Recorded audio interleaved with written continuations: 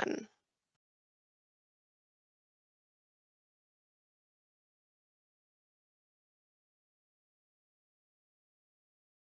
Good morning.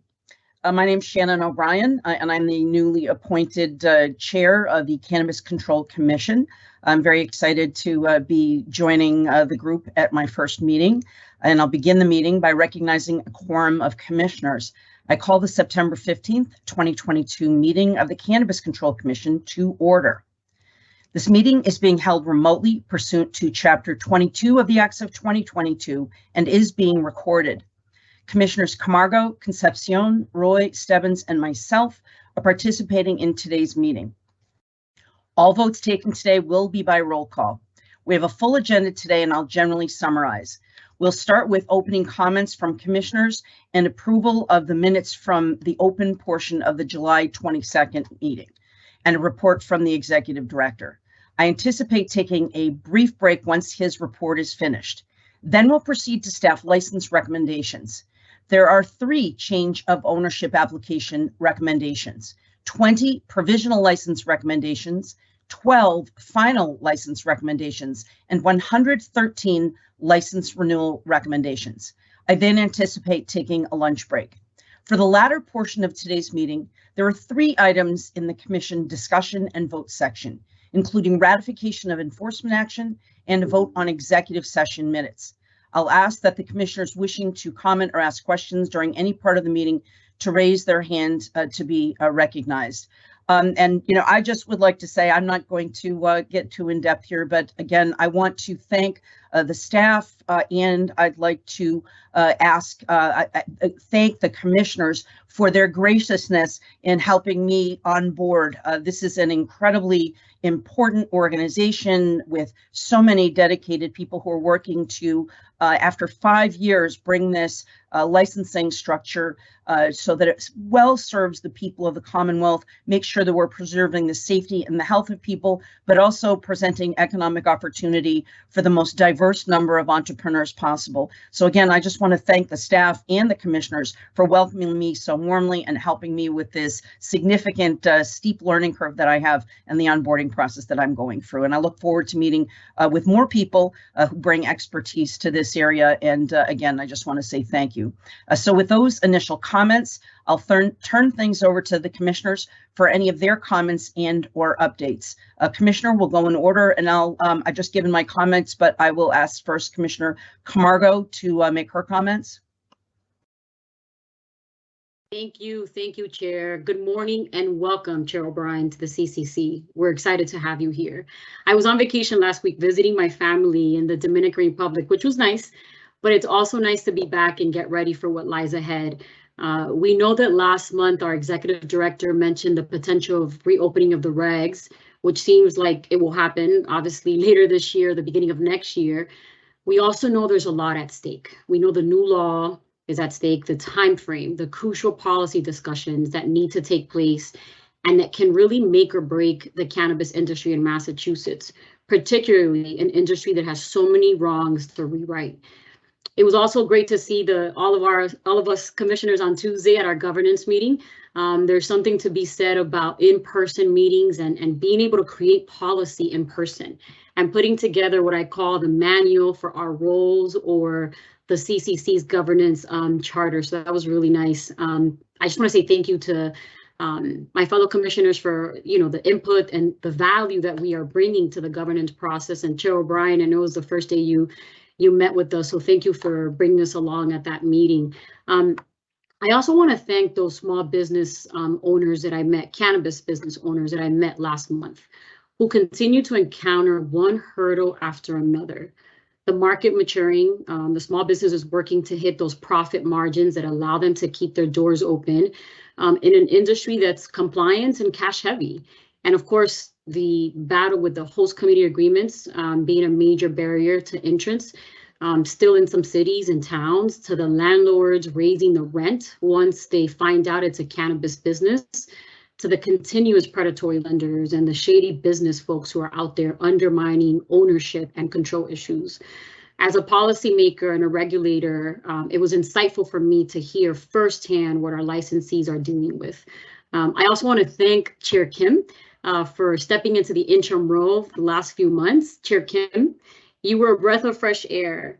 Your style, I could dig it. You allowed us to finish our sentences, to get our point across at our meetings. But all jokes aside, thank you so much, Chair Kim. And the Treasury is very lucky to have you back as a general counsel.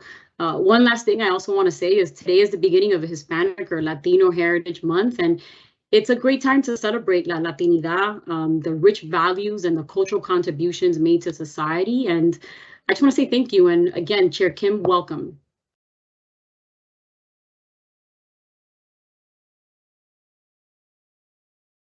Thank you, Commissioner Camargo. Commissioner Concepcion. Thank you. Thank you, Chairwoman. So I also wanted to first start off by extending my gratitude to our interim chair, Sarah Kim.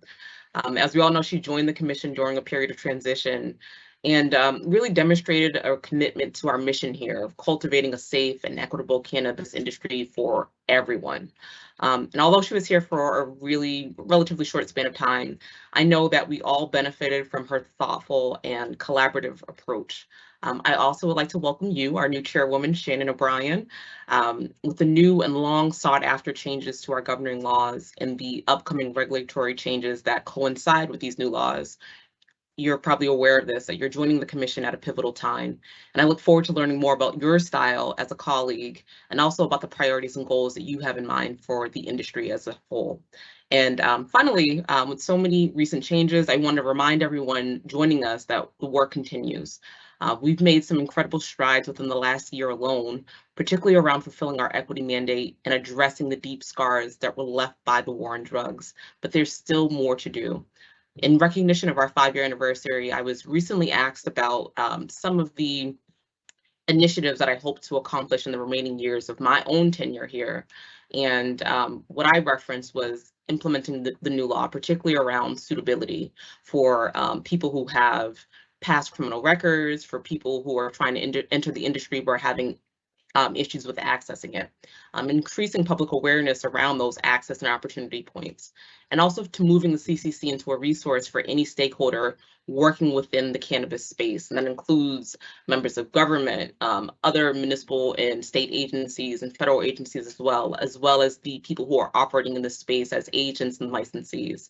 And to that end, I was really happy that the executive director and I had the opportunity to travel to DC recently to represent the Commonwealth and present at the recent PBC conference in DC that was focused on payments, banking, and compliance.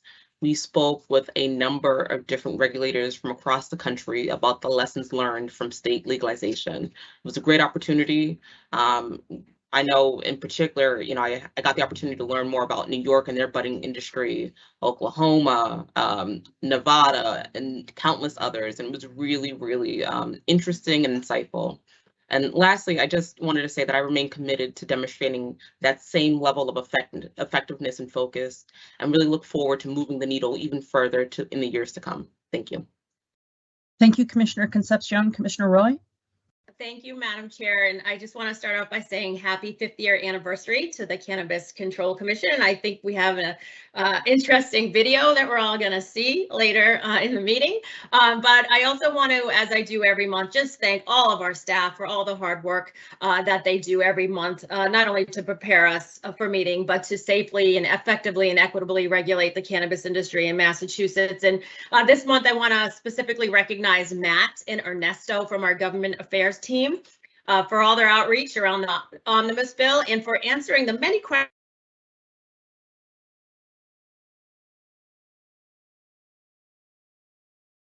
to our constituents. Oh. Commissioner, you cut out for just a second, but you're back. Oh. Okay, sorry about that. I also want to thank our former interim chair, Sarah Kim, for doing a tremendous job during our transition period. We're extraordinarily grateful for her leadership during that time. And I want to give a very warm welcome to our newly appointed chair, Chair O'Brien. We are so fortunate to have her experience and expertise in governance and industry now at our helm.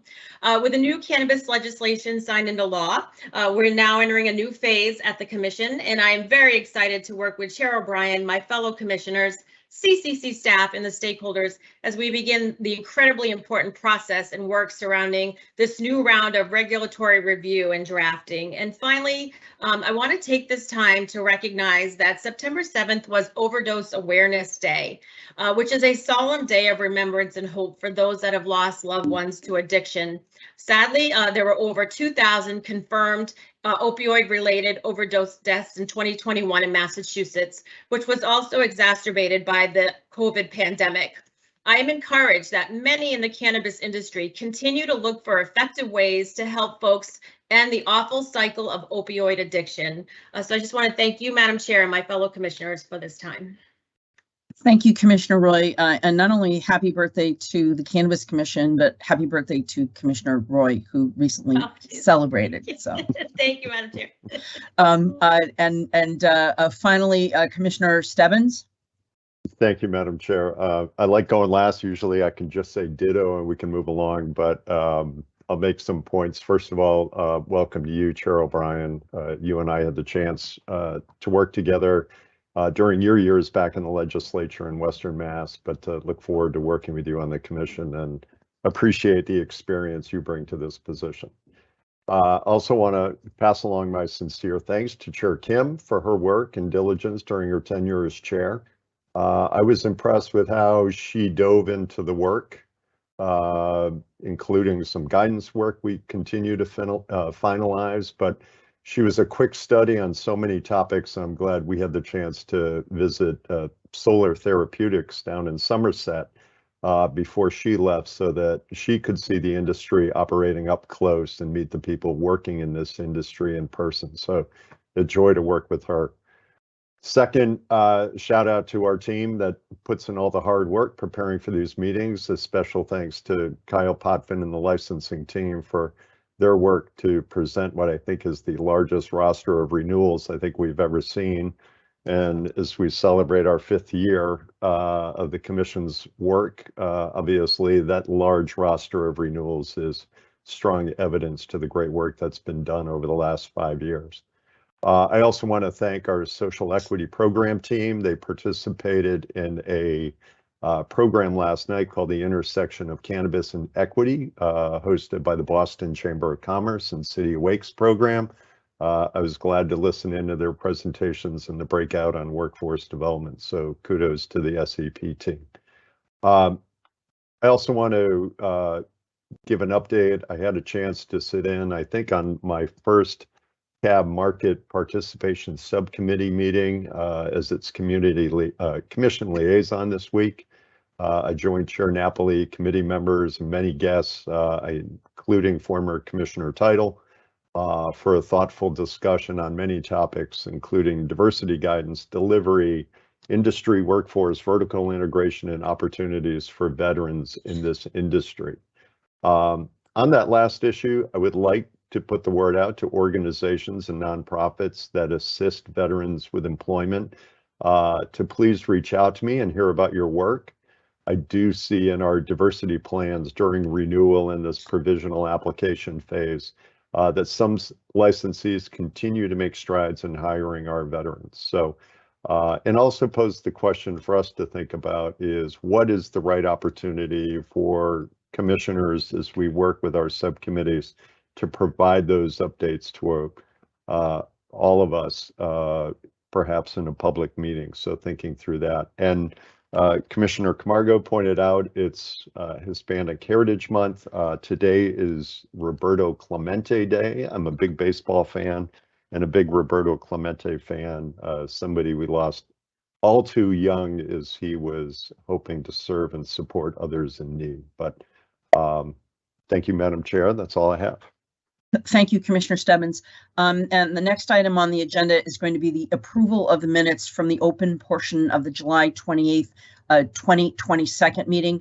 I would like to state for the record, and I did notify the other commissioners of this. I made a determination because this is my first meeting. I've really only been sworn in for barely 2 weeks. I'm still on a huge learning curve right now. So I had made a determination that I would recuse myself, abstain from taking votes today, giving me the opportunity for the next meeting to be able to get better up to speed, learn what the different reports are, understand how I can scrutinize different pieces of information. And of course, since I didn't attend some of these meetings previously, I wasn't comfortable, being able to vote on this. So I just wanted to say in general, I will be abstaining from voting today, but that will allow my commissioners with this quorum to be able to handle the load today. So thank you. I just wanted to make that announcement. So first, I'm going to start by asking the commissioners for a motion to approve the open portion of the July 28th, 2022 public meeting. Is there a motion? So moved. Is there a second? Second. Do the commissioners have any questions, comments, and/or edits to the minutes? Hearing none, on the motion that has been seconded, I will take a roll call vote. Commissioner Camargo? Aye. Commissioner Concepcion? Aye. Commissioner Roy? Aye. Commissioner Stebbins? Aye. And the chair abstains. Let the record reflect that the motion was approved with 4 in favor and the chair abstaining. Next, I'm going to turn things over to the executive director for his regular update. I, first of all, especially want to thank Sean Collins for what he's done to begin my process of onboarding and understanding things.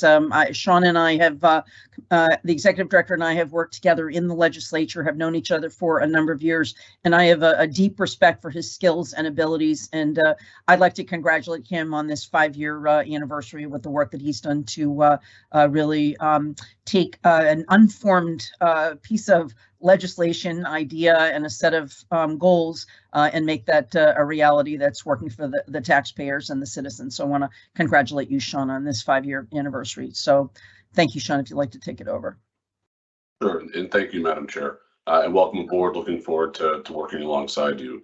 I guess I'll start where other commissioners did as well, with offering my thanks and gratitude as well to our former interim chair, Sarah Kim. As folks may recall or may know at this point, I did have the opportunity to work alongside then Sarah Kim, now former interim chair Kim, at the treasurer's office prior to my arrival here at the commission, and found her always there to be very thoughtful, considerate, very deliberate, and one of the most talented public servants I've ever met. And that nothing changed when she arrived here at the Cannabis Control Commission. So I just wanted to offer my thanks and my gratitude to her for really being a valuable partner in an interim capacity, and certainly wish her well in whatever she ends up doing next. And of course, during her tenure at the returning to the treasurer's office. So again, just my thanks and gratitude to her on behalf of our entire agency and certainly our staff. We did find it a joy to work alongside her. So moving along into my report, I will spend some time on some data slides. They're brief this month, so folks may recall our entirety of our data presentation is available in the PowerPoint or in the public meeting packet. So if folks scroll to the end, they'll find the remainder. I just wanted to highlight a few slides for you today, as I normally do, starting with some highlights or a very high level overview. You'll see that there's 3 applications that are awaiting their first review.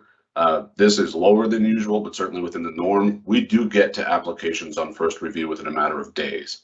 And so folks are not waiting in a queue as they have historically, and I really give our staff a lot of credit for getting to those applications as quickly as possible. And each and every review is a fulsome review. We go through the entirety of the application to make sure that if we do issue, a request for information, it is a complete request for information. We don't stop our review at any particular notice or any particular shortcoming or incomplete element. So that does then hit a secondary queue. You'll see here at the third bullet point, there are 30 applications that are awaiting a supplemental review. Those are applications that we have reviewed. We've reopened them for one purpose or another. It could be getting clarity on the lease agreement. It could be updating their diversity or positive impact plans, whatever that purpose might be. It could be a combination of things. That hits a secondary queue that our staff would then manage, again, through our licensing staff. You see here there's 19 applications before you for your consideration today. There's also, I believe, a medical application bringing the total to 20. and there's 96,075 certified active patients. I'll get to a slide later that indicates that is less than last year at this time, but we are holding steady around that 95 to 100,000 range. This slide here is a very comprehensive, I would describe it as 30,000 or higher foot review of our application portal, the Mass Cannabis Industry Portal. The two cells that I've highlighted for you are that there's 140 applications that were approved by the commission. So you have considered those applications. The distinction between that and a provisional license is simply that they have not yet paid their fee. So once you pay your fee, you do advance to a provisional license. We would issue that license to the applicant or now to the licensee. You'll see here that there's also 434 entities that have commenced their operations. This figure to the right of that cell is that there's 145 more than last year at this same time. So throughout my presentation, you'll see some data that I really just pulled from September's meeting of last year, and that's the comparative figures that there's 145 entities that have commenced their operations in the last calendar year. This slide here is one that I will always present to the commission, which is our progress toward, frankly, our equity mission as it pertains to licenses. And the reason I distinguish as it pertains to licenses is I do acknowledge that our equity mission may in fact not be licensing exclusive. It could certainly be workforce, it could be ancillary businesses, but specifically as it pertains to licensees, this is the data that I think we should focus on and maybe even dwell on. You see folks want to advance downward in this table. So pre-certification is something we offer for delivery licenses, so marijuana courier as well as delivery operator, and it's exclusively available to social equity program participants and economic empowerment applicants. The reason you may see DBE included in there is folks may qualify based on both criteria. So they may be a DBE as well as being a social equity applicant. Again, you want to advance downward, so the data that I'd call your attention to is that there's 15 economic empowerment applicants that have commenced their operations, 22 social equity program participants that have commenced their operations, and 43 DBE businesses that have commenced their operations. The majority of folks, though, are actually in that provisional license or higher on this table, which is something that, as I've noted before, the single biggest hurdle from advancing from provisional license to final license is construction costs and building out your facility and access to capital. So optimistic certainly that the recently passed and enacted legislation will have a positive effect on that, but it remains a hurdle nonetheless. Difference here as well, you see that there's that 1%, 5%, and 1% is as compared to last year. And we had about, I think last year was about 35% of those total applications would qualify under one of these three categories. This year it's about 42%. So upward, but again, I don't think anyone's declaring victory or taking a victory lap. This slide is dense. I acknowledge that, I confess to it, but I think it's critical. It's basically our license tracker. This slide you want to advance from left to right, and you want to see folks advance from pending application to that commence operations phase. You see on the right-hand side column, the commence operations, the figures that are plus or minus, hopefully plus, all of them seeming to be plus, are as compared to last year. So for instance, marijuana courier license, there are 8 that have commenced their operations. There were 2 last year at this time. Same thing on marijuana delivery operator. There are 3 that have commenced their operations. We did not have any delivery operators commence their operations at this time last year. As you may recall, April 1st was actually the first commenced operations of 2022, that is. Other items I just want to call your attention to in this table.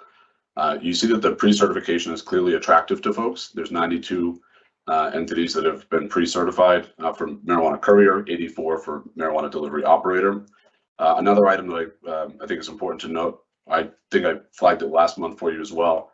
There's 17 provisional licenses issued for marijuana delivery operator as compared to 8 in the marijuana courier. They have now surpassed. Delivery operator is clearly the more attractive license and the more sought after license in the delivery space.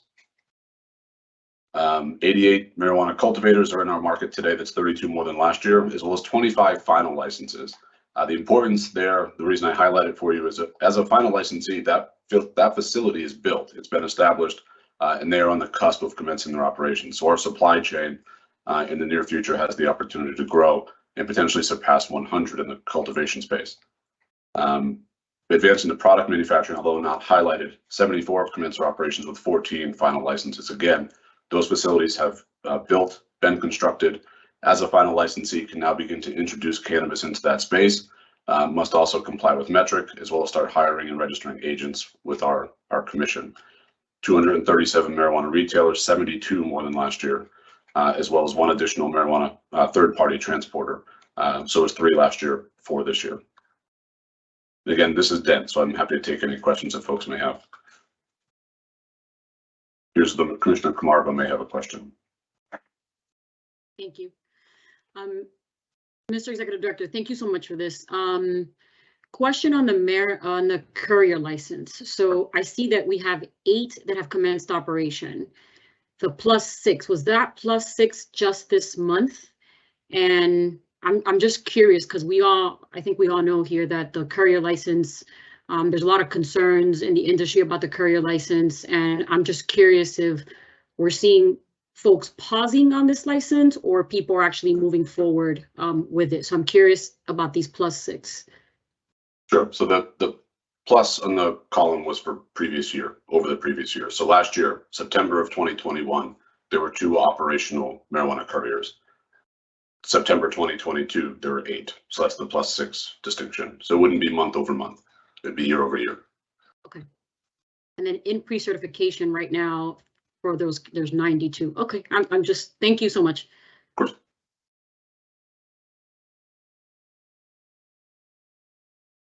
And if I had more space on this slide, I would maybe make those delineations or asterisks. And so thank you for the question. This slide as well, is year over year. So when you see a plus or minus figure, in pulling this data, so this is the medical use of marijuana program and some high level information about that. You see that there's 98 MTCs. And again, remind that MTCs are in fact vertically integrated. So there's 98 facilities that have commenced their operations in the medical space. That's 15 more than last year at this time. So we are still opening medical use facilities, and they are still applying to a degree based on your application activity month over month. It's not a massive pace. We're not seeing an influx of applications, but we are still in fact seeing applications. And again, we're still moving folks through the licensing phase from provisional to final to commence operations. On the certified patients piece, you see that's a decrease of about 1,300 from last year. As well as 928 certified active patients, the 96,000 figure that I referenced earlier. I don't have much information to bring to you about that aside from folks making a personal choice, probably, hopefully in consultation with a provider. But folks may be migrating to the adult use market to medicate as well. The issue I want to just flag for you in the certified active patients space, or the distinction here, just a point of clarity, is that certified patients have in fact visited a provider, have an active certification in the system. Certified active patients, though, have gone in and actually registered with the program. So we've actually issued them a card, and they may now go to a facility to access medicine. So the certified just has the doctor's visit. Certified active patients, in fact, have gone in and formalized their registration. The other figure, and I mentioned this last month as well, that bears monitoring is active caregivers. We're seeing that number decrease year over year. So again, there's less than 300. There's 321 fewer active caregivers in the space today. You do see registered physicians as well as practitioners bumping up. But again, I would argue that's still insufficient to meet our demand. It appears as though Commissioner Roy may have a question. Thank you, Mr. Executive Director. I always appreciate this slide every month, and I always talk about that ratio of about 100,000 patients to about 400 providers, and with the decrease, I see, that always comes to front of mind for me. Barriers to access for our veterans, let's say, there are barriers to access for medical patients. Not only that ratio, but I've met with veterans in the past, and I just, wonder if that plays into why the number is stagnant, if you will, or a little less than last year. Barriers to access in the ratio of patients to providers. It could be. It absolutely could be. I think there's a lot of anecdotal evidence as to what could be that challenge. I think the commission undertaking the telehealth expansion, as you have, has hopefully removed one of those barriers, which is just physical access to a facility. If I had to be, I guess, as candid as I'm about to be, I think cost is a barrier to access, not cost borne or imposed by the commission, but cost of accessing that treatment and that provider visit. It is not necessarily cheap, and I think one of the challenges is certainly structural around just the traditional medicine embracing cannabis as a treatment tool. So folks are typically not able, or folks are unable to use insurance to access cannabis or the provider visit. And so it's mostly out of pocket. And there are some providers that do provide discounts for certain disabilities, certain veterans, but it's not a universal practice. And so folks are really manufacturing their own care network. And that's where I think, to be, again, perfectly blunt, medical use of marijuana has been legal in Massachusetts for about 10 years now. And we're still seeing some of these barriers. So, but I think we can take on some of that effort, but we need partners in that as well. I'm just going to ask. Sure. Hi, Mr. Executive Director. So my question is, it's a two-pronged question. Good morning.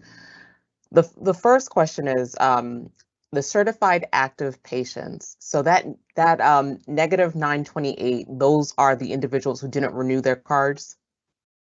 Correct. Year over year. Okay. So then is that number still, are they still included under our certified patients? They just are no longer active? Okay. They would not be. Sure, I think that's a great question. They would not be considered because they don't have an active certification. So if you're not certified, you essentially drop off of the system because the distinction is the folks that have a certification from a provider, the recommendation for cannabis would be included in the certified patients. The folks that have this recommendation combined with their actual issuance of the card, they've registered with the program, they've renewed, would be included. So you would otherwise drop off. Okay, and then you would have to renew and go through the entire process again? You would, yep. Thank you. And for folks that might be interested in that, of course, there are no fees that the commission charges for accessing that, but I don't want to be, I don't want to mislead anybody. There are fees associated with becoming a medical patient. Those are the fees you would pay to visit the provider. So I don't want anyone to either mishear what I'm saying or end up confronting a fee and saying, well, Sean Collins said I didn't have to pay anything. But instead, there are no fees that are imposed by the commission. And that, frankly, was a policy choice the commission made in our most recent round of regulations that we did, really embarking back to 2021, I think it might have been. So it's relatively new development. But I'm encouraged to see the providers trending upwards as far as the 13 plus 12 on the physicians and NPs. But I think to Commissioner Roy's point, I would say it's still wholly insufficient to meet that need. But we're grateful for the providers that we do in fact have, because obviously without them, we wouldn't have the robust program that we do. And I think to the commission's credit, this program has grown after the transfer of the medical program to the commission's jurisdiction. Madam Chair. You're on mute. What is being done to communicate with the healthcare community in terms of getting them involved? What is their education? Could you just educate me on what is being done to connect with the medical community to bring them into this telehealth program? It's a good question, and maybe it's one that we wrestle with quite often. Is, I would say, candidly, not enough. And especially around, for instance, the physician's assistants. We've met with the trade group of the physician assistants. I forget the name, so I apologize to them. But there's an association that were actually really active and successful in allowing for, and they were added in as the ability to provide, or the ability to register with Chapter 55 of the Acts of 2017. So really the legislative rewrite of the ballot question. And so it's still relatively new. At the same time, here we are celebrating our 5-year anniversary, and we have a singular physician assistant that's registered with the program. There's more we can do. One of the challenges we have, of course, is that most providers are affiliated with either a larger provider network, affiliated with a hospital system, and so they're the beneficiaries of and dependent upon insurance reimbursements, Medicare, Medicaid reimbursements, and certainly I'm not going to bemoan someone for relying upon and not therefore risking those reimbursements. So it more often is a single group practice or an affiliation of providers that are focused on exclusively cannabis. They still enjoy their license as they should through the Board of Registration of Medicine, the Board of Registration of Nursing, but they may not be affiliated with that larger hospital network that may risk those federal reimbursements or those insurance reimbursements. So we'll get in front of any group we can, and obviously would seek anyone's advice as to how to be more persuasive, perhaps. At the same time, I think folks are making business decisions as well. Well, one of the questions I might just sort of further add, you know, I think of the community health centers, you know, that and I don't know if we have done any sort of outreach to them, but you know, that might be something I'd be happy to explore if you think that that's worthwhile or if it's already been done. I've not formally spoken with the Mass League of Community Health Centers. I do think it's a worthwhile conversation. At the same time, I do know from a provider network standpoint, they are heavily dependent upon federal reimbursements, and therefore may not risk jeopardizing those. And again, I respect that decision. At the same time, we have a program to maintain. So I guess I would live by the adage of make them tell us no. So Thanks. here's though Commissioner Roy may have a question as well. Thank you, Mr. Executive Director. I really am grateful for this discussion around medical, and I just want to commend the Commission. They have done a number of things to remove barriers to access. We voted on the telehealth, as you mentioned, the curbside. We now have a temporary registration, a temporary card, so patients can have close to immediate access. We eliminated that lag time, that wait time, if you will. Our website, if you put in your zip code, would show you the closest MTC near you. There are almost 100 across the Commonwealth. Every county has one at this point.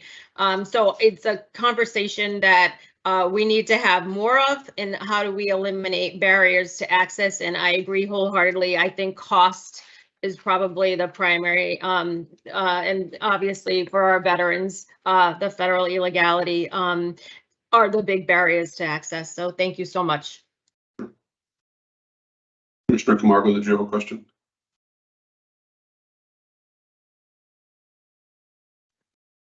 Sorry, I was on mute. Jesus.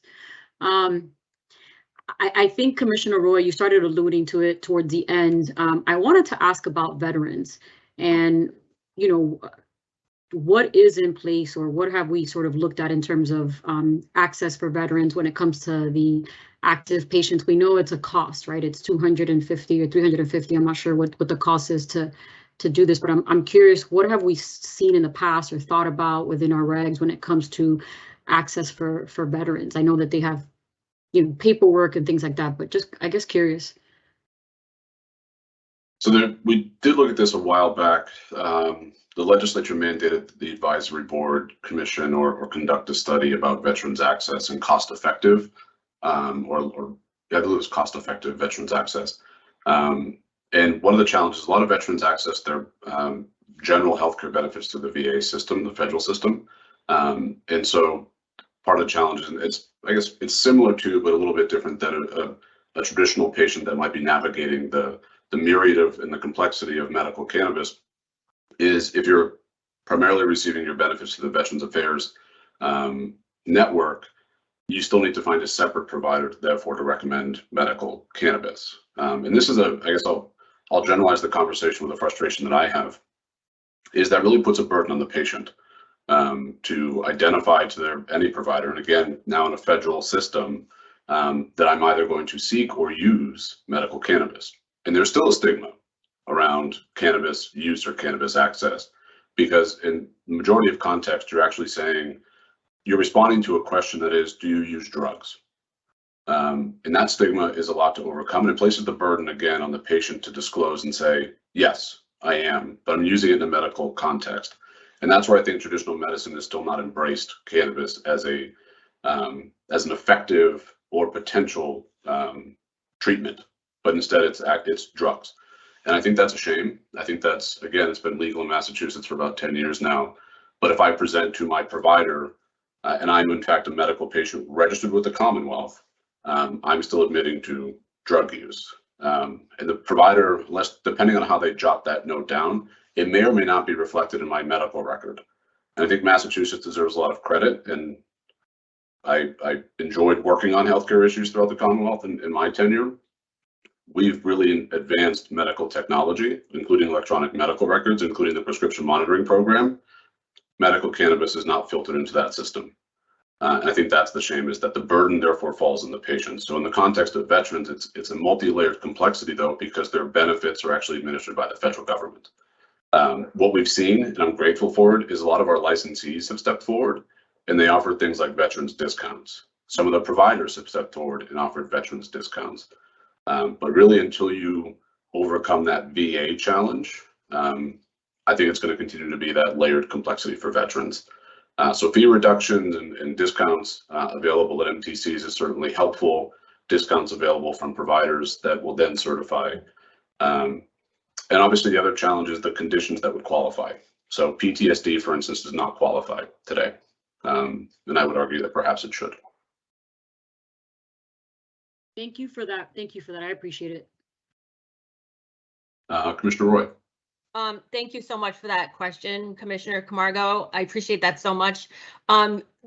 I encourage any veteran to reach out to me with concerns around this. This is definitely something I am interested in looking at further. And I know other states have done workarounds in their regulations because of this with federal illegality. And if I could take a minute, North Dakota is one of those states that have increased access for veterans and remove barriers. And if I may just take 1 minute just to cite their regulation, in lieu of the written certification required under section 1924-103, a veteran receiving treatment from a federal Veterans Affairs entity may submit to the department a copy of the Veteran Affairs medical records identifying a diagnosis of a debilitating medical condition and a copy of a military discharge documents.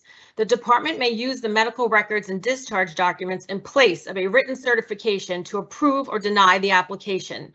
The department shall issue a registry identification card within 30 calendar days of approving an application under this section. That's North Dakota regulations. So just wanted to share that with my fellow commissioners. Thank you. Can I make a quick comment? I was going to say, Commissioner Roy, I think this is something that we could probably talk offline, right? We have our legislative process that we can think about. How do we use our legislative process for some of these issues that we're looking at down the line? So just a thought. Thank you. And Commissioner, if I could add to that, I'd like to have a conversation with you offline about some thoughts I have about this.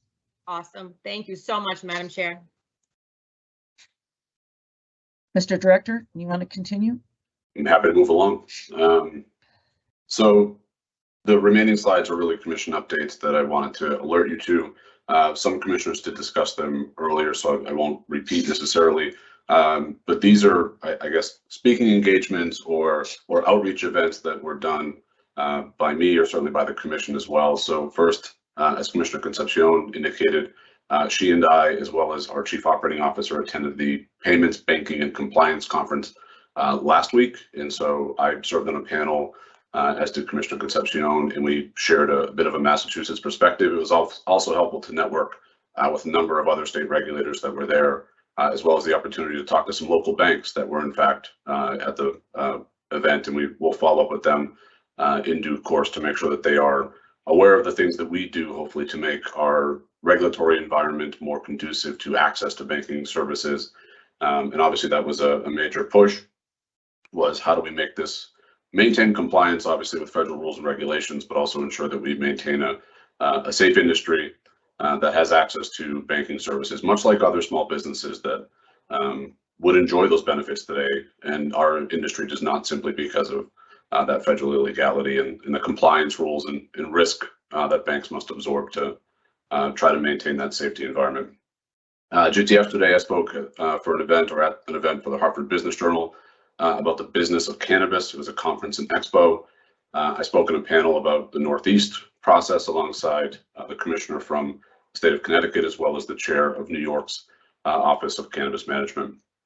So it was a Connecticut, Massachusetts, and New York perspective. So I'm grateful for their invitation, and certainly was happy to talk about the work that we do here. I'll skip ahead just one moment and come back to the Fun or Fierce Urgency of Now Festival. I also spoke recently at NECAN in New York and Albany, talking about lessons learned from a Northeast perspective as New York continues to wrestle with implementation.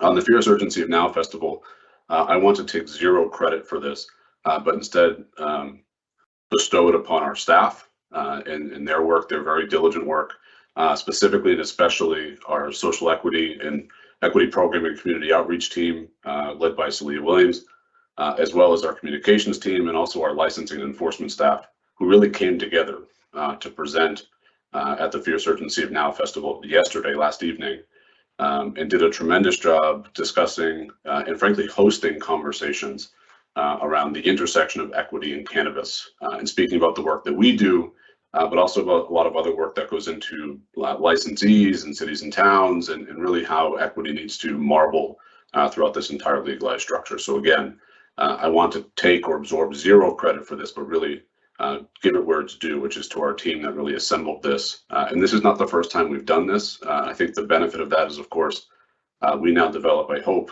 a reputation of not just caring about this issue, but trying to facilitate conversations where they can occur and serve in that leadership capacity. And again, I think our team met that objective in spades. So I just wanted to call your attention to it and share it with the public as well, that in remaining committed to this issue, we also want to make sure that we're able to facilitate important conversation as well.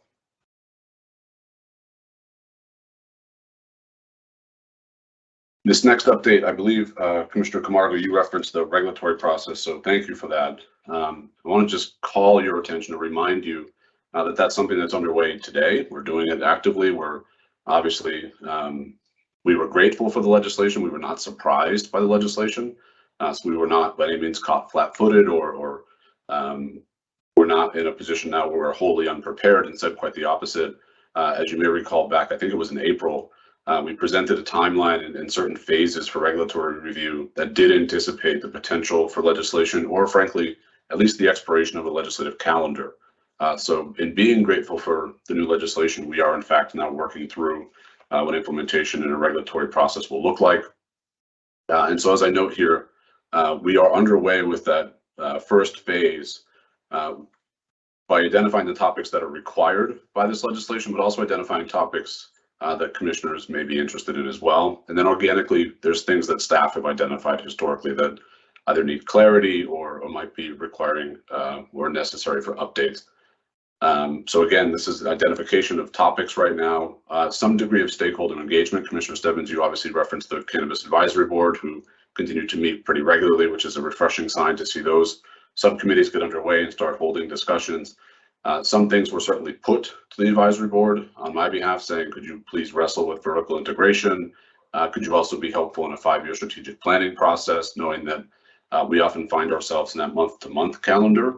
And so obviously them taking a landscape view of this industry is going to be valuable. But other stakeholders certainly exist, and we want to make sure that we engage them in earnest this fall. I also want to note that there's some things that are not our responsibility. But we look forward to partnering with other agencies, including our sister agency, specifically the Executive Office of Housing and Economic Development, who is entrusted with the custody, of the Cannabis Social Equity Trust Fund. There will be an advisory board or a committee that is assembled next to the Executive Office of Housing and Economic Development, with appointments made by the Governor, Treasurer, and Attorney General. And then also I want to especially call attention, the Department of Revenue has a task associated with 280E. This is not a federal update. This is in fact a state-based and state-level update. I do think this has the potential to be incredibly valuable, literally, frankly, for our licensees. But again, the impact is not at the federal level. This is at a state-level benefit, but DOR has that responsibility to implement. So we look forward to if there's any questions they may have. But again, I want to make sure I'm not foisting responsibility here. I'm just calling attention to the fact that not every element of the legislation is our responsibility. And so as we suss out some of those issues, we want to make sure that we stand as good partners, especially to our sister agencies. Commissioner Concepcion. Thank you, Sean. I wanted to ask you, and this is something that I've spoken with you, both yourself and our Director of Government Affairs about, when can we anticipate a formal breakdown of the new law, sort of a presentation here in this space for both ourselves and the public watching? Assuming you're asking for one, we can certainly pull one together. So we've done one for staff. Well, this is an old, I've asked for this already, just not publicly in the public meeting, but I've had a conversation with both you and Matt Giancola about this in preparation for the new law. And I know we were waiting for it to be enacted and seeing what was passed. And then now that it is, I just wanted to see when we can get that sort of breakdown on what it is. We can pull something together for either the October meeting or the November meeting at the latest. Knowing that we have the bones or the meat of one already, given that there was one available for staff, especially those departments that would be implicated and looking for their assistance. And so I don't think it should be a tall task by any means. Thank you. I know it will be really helpful as we're going into this regulatory process and understanding of what that law is and sort of just reviewing where we come in. I think this was a good sort of summary overview, a high level overview, but it would be nice just to kind of get into the meat of it a little bit more. Thank you. Sure. Of course, yeah, and I also want to, I guess, I issue spotted a bit last month for the commission as far as those regulatory items that we must tackle. So I would say this I wouldn't even describe this as necessarily a good overview. Combined with last month's would be again a good outline. But we have a more detailed one that we could certainly update and refine for public presentation as well. That'll be awesome. And yes, last month's was also very helpful. So I agree. Thank you. Thanks.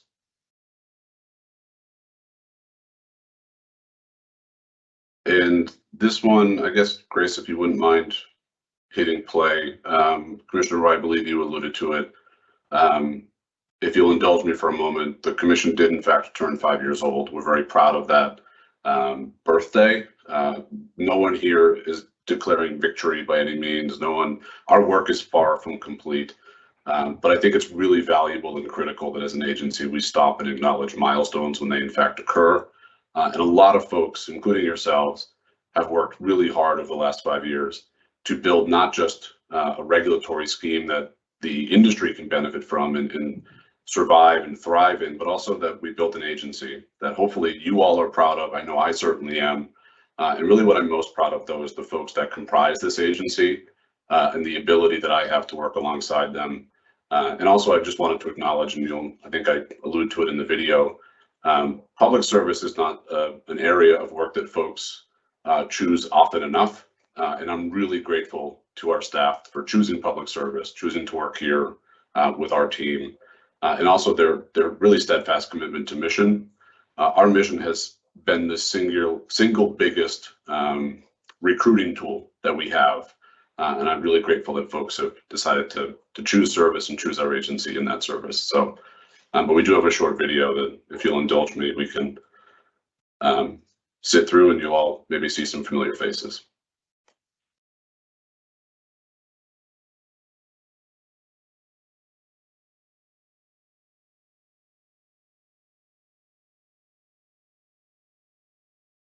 Can folks hear the audio?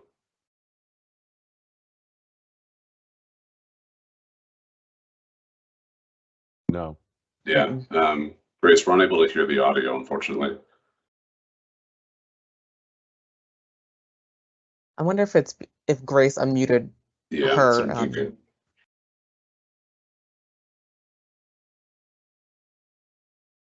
We also pride ourselves on technology, I should note. Can you hear it now? No.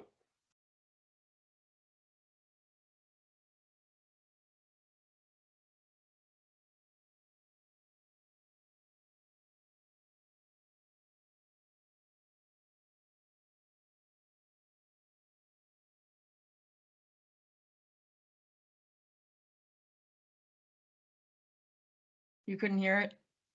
Mm-mm. We could not. Worth a shot. If we can figure it out, perhaps during a break, we may come back to it. Otherwise, folks should be encouraged to check our social media. You can certainly see it there.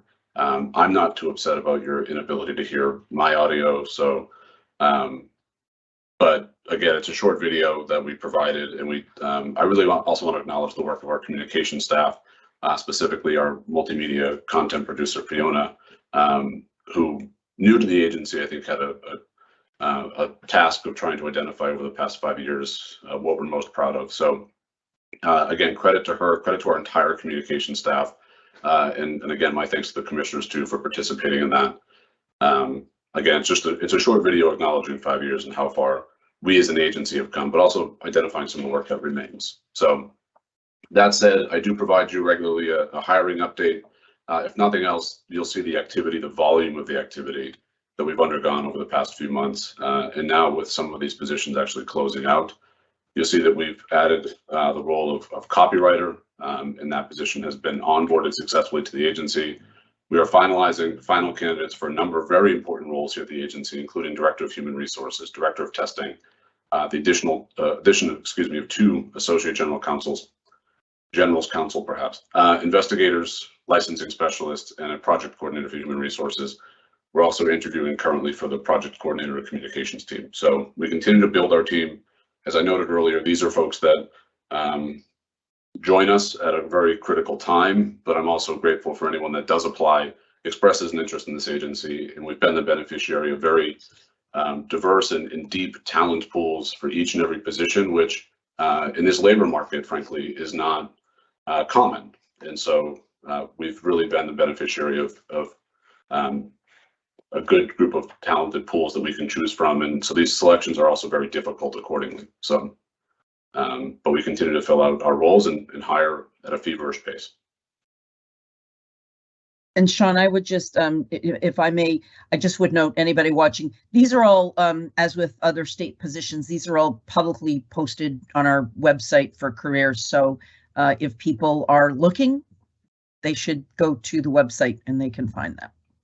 Great point. Thank you.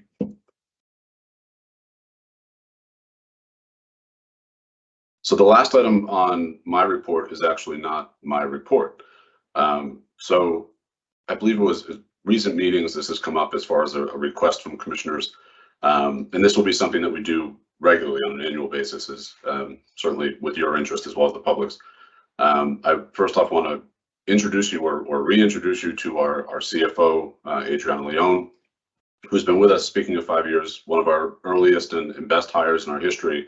Adriana is our Chief Financial and Accounting Officer and manages all of our fiscal affairs here at the agency, and has really helped us navigate our earliest years as an agency as we continue to build, evolve, and develop. And even with this introduction of new legislation, our evolution is not complete. So she's also joined today by May Wynn, who is our newly minted budget director, and is serving in that capacity, having previously served as our fiscal specialist. So I guess publicly congratulations to her and her promotion, but it's also a wonderful sign to see folks grow and mature here at the agency, but also want to stay at this agency and grow here. So I will turn it over to Adriana and May, who will run you through our fiscal 2022, which is the fiscal year that just ceased or closed, our spending. But as you can see here, there's also some historical context that they want to call your attention to. So so thank you to them in advance, and I'm happy to stop talking now.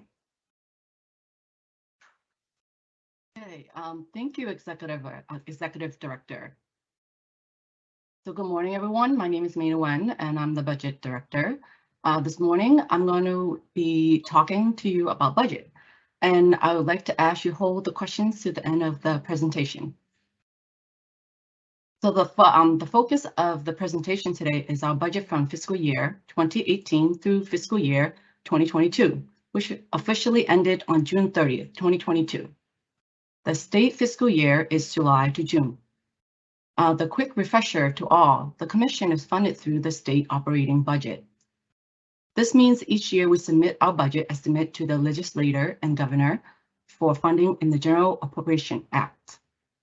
The commission must operate on a cost-neutral basis, as stated in our mission, meaning that our expenditure cannot exceed the revenue we generate through fees. Thankfully, each year, the governor and legislator have supported our budget. So this chart shows our actual spending compared to our total budget. The budget column reflects the total amount appropriated in the state operating budget and supplemental budget bills. The actual column reflects our total spending across the agency on everything from office supplies to payroll. As you can see, since FY 2018, our actual spending has been getting closer to our total available resources. Next slide, please. So this slide provides a breakdown of our spending by each of our 3 budget line items between FY 2018 and FY 2022. FY 2018 marks our first year in the budget. As you all may recall, the agency started operating in the fall of 2017, which as in FY 2018, and gradually added staff and contracts to June of 2018. Please note that the FY 2018 shows 0 for medical use marijuana program, as the program was transferred in December 2018, which is halfway through the following FY 2019. In FY 2019, our actual spending got closer to our budget amounts, particularly for the public awareness campaign. We also, as I just noted, took over MMJ program. We wrapped it up FY 2020 on a stronger note. Overall, our actual spending was equivalent to 90% of our budget. We performed especially well in our main operation line item and, of course, the public awareness campaign. As you may recall, for FY 2021 was a unique year. While the COVID-19 pandemic started in spring 2020, there was much uncertainty heading into the summer and fall of 2020. This have marked the first half of FY 2021. And for the first half of FY 2021, the Commission, like most state agency, was being supported by interim monthly budgets. Given the uncertainty about the state budget and economic outlook, the Commission took a cautious approach to any new hiring or procurement during that time. So the FY 2021 budget was finalized in December 2020, which was halfway through the fiscal year, and we were delighted to receive our full budget requests. However, 6 months is a short time frame to execute a full year budget.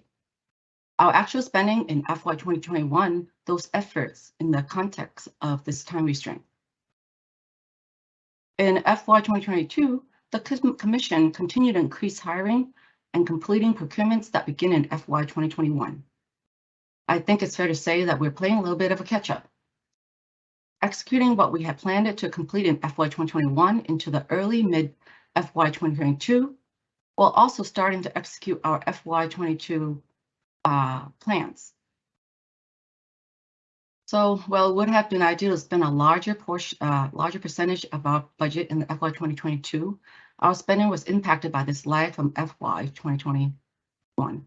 Nonetheless, it's notable that we hired about 20 people and awarded contracts to support the work of the IT, HR, communications, and investigations and enforcement. So we access that some under execution is also due to staffing and the support structure, and that facilitate hiring, procurement, contracting, the area in which most of our budget is focused in. So in the early years of the Commission, we focused it rightly on hiring staff for operational elements, especially licensing and investigations, and key IT systems, like our seed to sell and licensing platforms that are necessary for the industry and the Commission to operate. So to able to continue growth, our support current programs and improve budget execution, the Commission needs to increase key functions like HR, procurement, and finance, especially to meet the new legislative requirements, and our FY 2023 budget focus on doing so. So now I would like to hand over the next slide to Adriana Leon, the CFAO.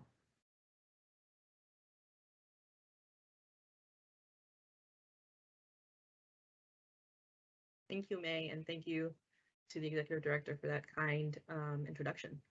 So this slide provides more detail on our actual spending, our actual expenditures for both fiscal year 21 and fiscal year 22 by our 2 main operating line items and by high level category. So starting from the top, C&B operations really is our line item for most of the operations of the commission, excluding costs solely tied to the medical use of marijuana program. So spending in this item increased by 2.47 million over FY21 overall. And 1.3 million of this increase was tied to payroll costs. As May just alluded, we hired quite a few staff during the fiscal year. We also promoted staff from within across the agency.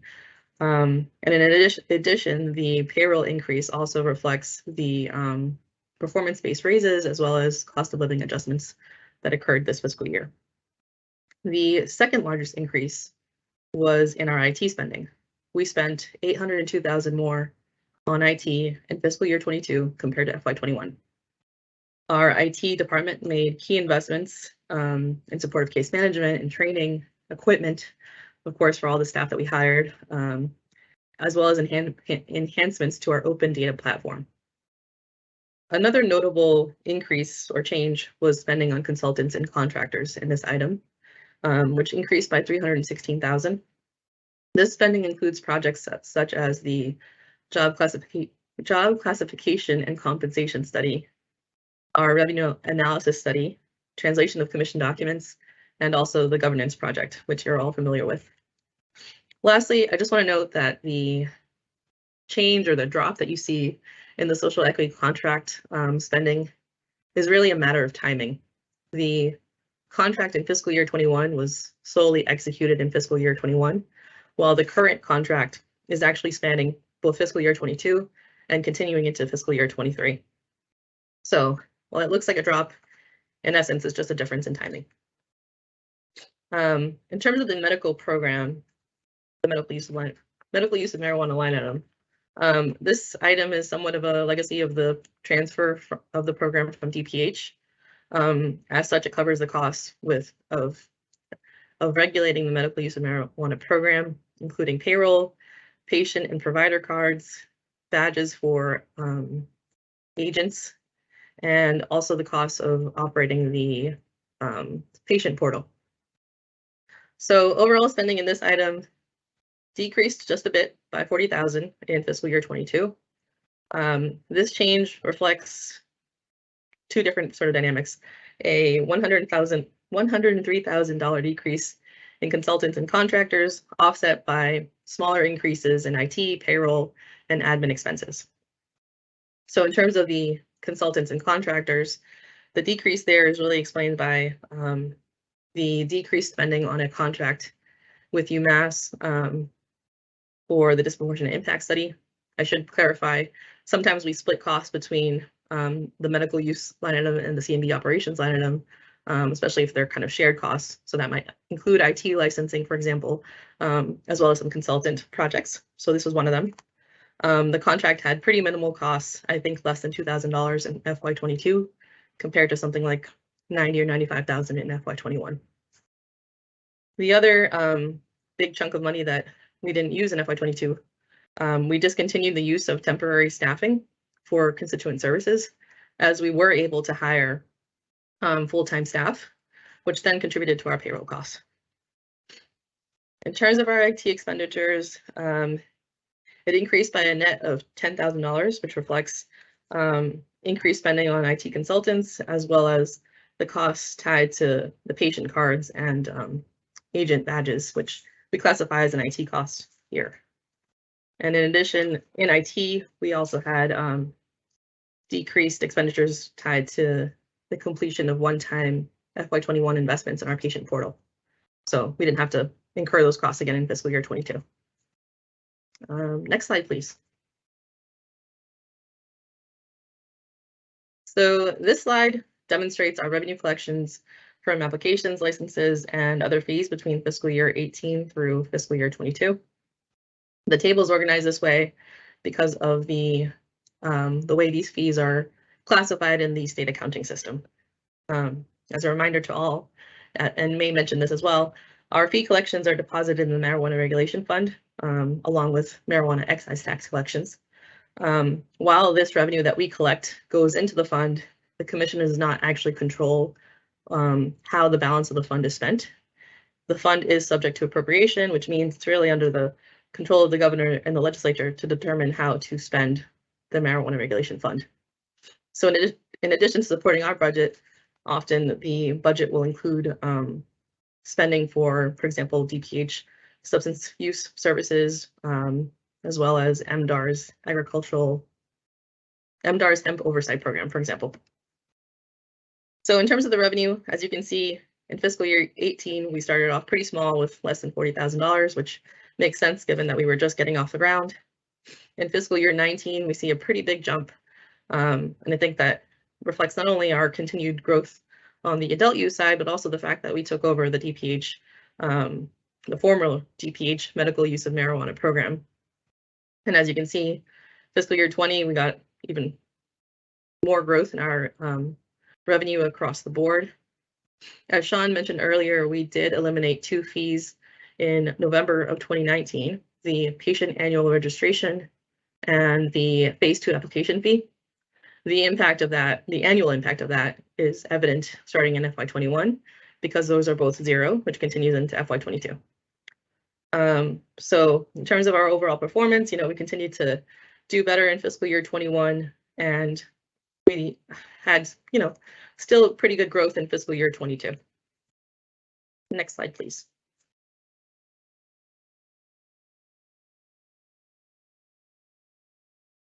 And this slide just shows you what the legislature and governor appropriated for us each year. Obviously, we continue to be super grateful for the support that we've received.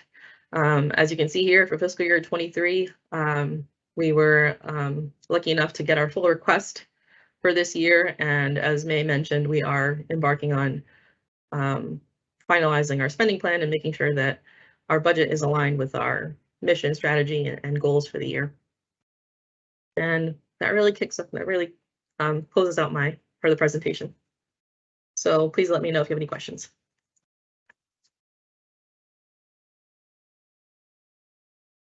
Thank you. Thank you for that presentation. One quick question, because I'm still trying to get my arms wrapped around the budget documents.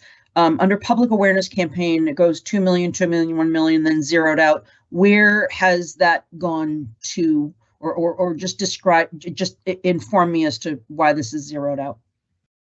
Sorry, we should have covered that. The lat line item was not funded after fiscal year 20. So in effect, without that funding, we were not able to continue that program. And what was that? Was that an advertising? Can you just explain what Sure. Substantively that was? I believe it was required by Chapter 55 of the Act of 2017, directing us to work with DPH to develop a public awareness campaign. So we were able to secure the funding in fiscal year 18, 19, and 20. And I'm sure our Chief Communications Officer and Director of Research could talk more about the impact of that program, but unfortunately, we did not receive funding for that since FY21. Is there someone who could comment just so I'm Sure. better educated on this? I'm happy to, Madam Chair. Thank you. So the public, to Adriana's point, and she's correct, it was required by statute that we, in collaboration with the Department of Public Health, conduct a public awareness campaign. The public awareness campaign at its original phase, and really also to Adriana's point, credit to our communication staff as well as our research team. And in fairness to the Department of Public Health as well, it was really around know the law, know what to expect, tools and tips on how to talk to children, the dangers or risks of home manufacturing, and generally youth access and things like that. So we rolled out a campaign. We were also, the strategy also created and left us with some evergreen content that we can continue to produce to this day. A really good example of that is our More About MJ website, which is operational and functional today. We also have some materials, digital and hard copy materials like palm cards and other resources that are available through the Mass Clearinghouse that boards of health or school systems can use and access around, again, those tips to talk to children or how to keep products away from kids. It was, as you see here in FY22, FY21, 22, and 23. Although it was not funded, it was not from lack of advocacy on our behalf. We would like to continue that campaign, especially with our ability to broadcast a message. We have digital materials, again, that website. We have social media content. but there's more that we would like to do. And so while we're disappointed it's not been funded, we're not going to stop trying to use those materials that are already available. But there are some further phases of this campaign. So it's less about advertising, I think, and more about public education and public awareness. So hopefully that's responsive, and I'm happy to dig deeper if necessary. It feels like if you've created the content and you have that there, then it's just a figuring out, low budget ways to get that into the hands of people who can spread that message. Thank you. I appreciate the explanation. Sure. I'm not sure between Commissioner Roy or Camargo who was first.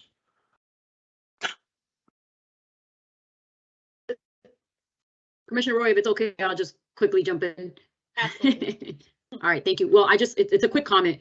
I'm sure we have questions, but I just want to say to Adriana and May, thank you so much. As the treasurer of the commission, I just want to say thank you. I know that we've been going through some growing pains and learning the budget process. And, May, I know that you recently got a promotion to this job. I could see why. So congratulations. And thank you for both of you being so diligent with these numbers. I know it's a lot of work, and this is a big deal for the commission. So thank you so much for your service on this, and thank you. That was my comment. Commissioner Roy. Thank you, Commissioner Camargo. I just want to circle back to Chair O'Brien's thoughts around the public awareness funding or lack thereof. And I would respectfully request when we do get that law, the update on the new equity cannabis law. I think part of the law, the language spoke to awareness around pregnancy and cannabis and breastfeeding, and I believe maybe even high potency, I'm not sure, but I would love if we could get a clear explanation as what is expected of the commission around those areas around public awareness and research that is expressly written in the new omnibus bill. And even though we haven't gotten the funding the last 2 years, I'm eager to try to advocate it moving forward. So, and when we get to that point of legislative outreach, I would love to have this conversation, how we collectively can get together to advocate, because public awareness, it should be ongoing. It shouldn't end after year 3. So thank you very much. And May and Adriana, thank you so much. This was so highly informative, and I appreciate all your hard work. Thank you. I think I'll jump in. Adriana and Nay, thank you so much for that detailed breakdown. This is really helpful. I don't necessarily have questions, but just some suggestions that would be helpful in the way that I interpret this information. In the future, just some considerations to have in mind. It would be helpful if we understood sort of, you broke this down, the revenue generated. We also had the information on the allocated budget. But if we can kind of have a side-by-side the revenue that's generated versus the allocated budget, I think that kind of paints a clearer picture for me. And it might also be helpful when we're asking or communicating with the legislature. And the other thing is, I know that we maintain, and thank you, because you do, Adriana, you are really phenomenal in sending out information and keeping us updated on the budget requests. This information was helpful today, but another line, if we can also have the requested budget versus what was received versus what was utilized, that would be helpful, at least in the way that I interpret the information. So those are just some suggestions and some considerations to keep in mind. I know that you've been doing this for a while, so I'm going to sort of defer to you. You can kind of take that, and if you think that, that would also be helpful, then I would like to see that as well. And that's it.